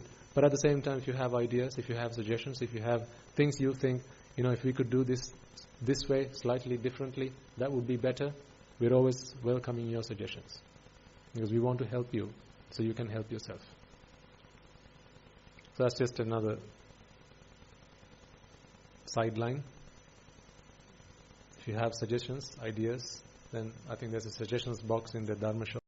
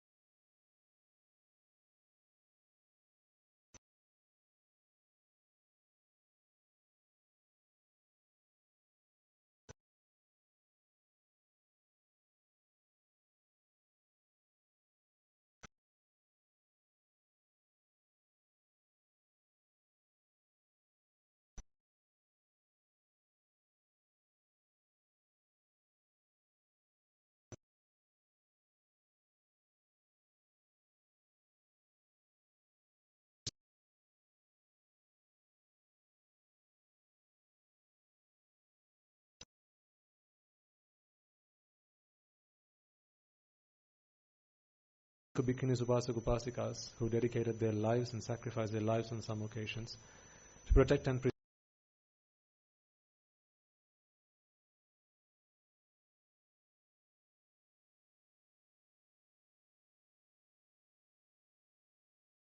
they may be, throughout this world, those men and women who have donned robes and gone forth, having dedicated their lives to practicing the Dhamma and attaining the noble states, and at the same time they have dedicated time out of their lives to propagating this Dhamma, to helping us and you to practice the path and seek your salvation. Let's all take a moment to transfer messages to all of them, not forgetting for a moment about the members of the Mahasangha who are resident in your local temples and the nuns who are resident in your local nunneries. Although you have come along here to this monastery today to make your offerings, to listen to the Dhamma, do not forget that it is those members of the Mahasangha and the nuns who are resident in your local temples and nunneries who have always been by your side.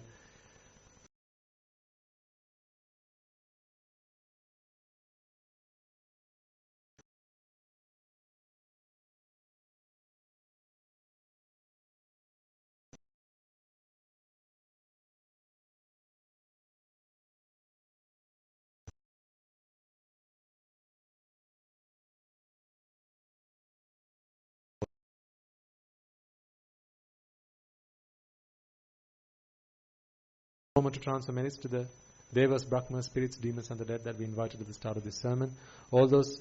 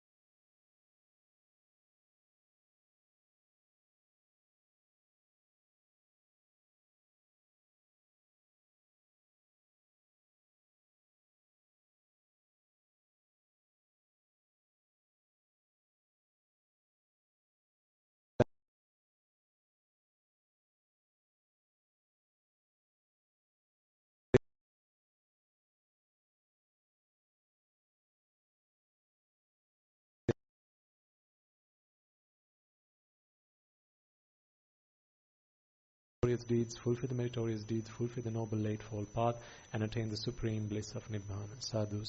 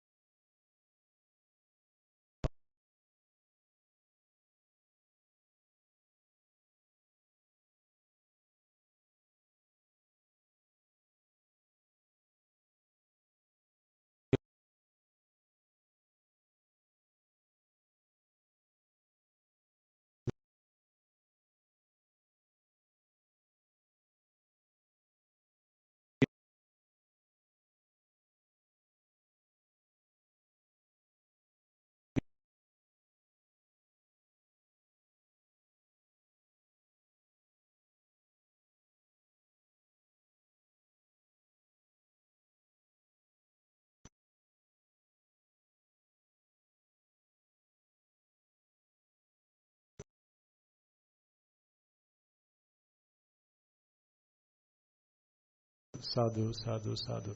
And finally, may you and I and everyone who has contributed in any way, shape,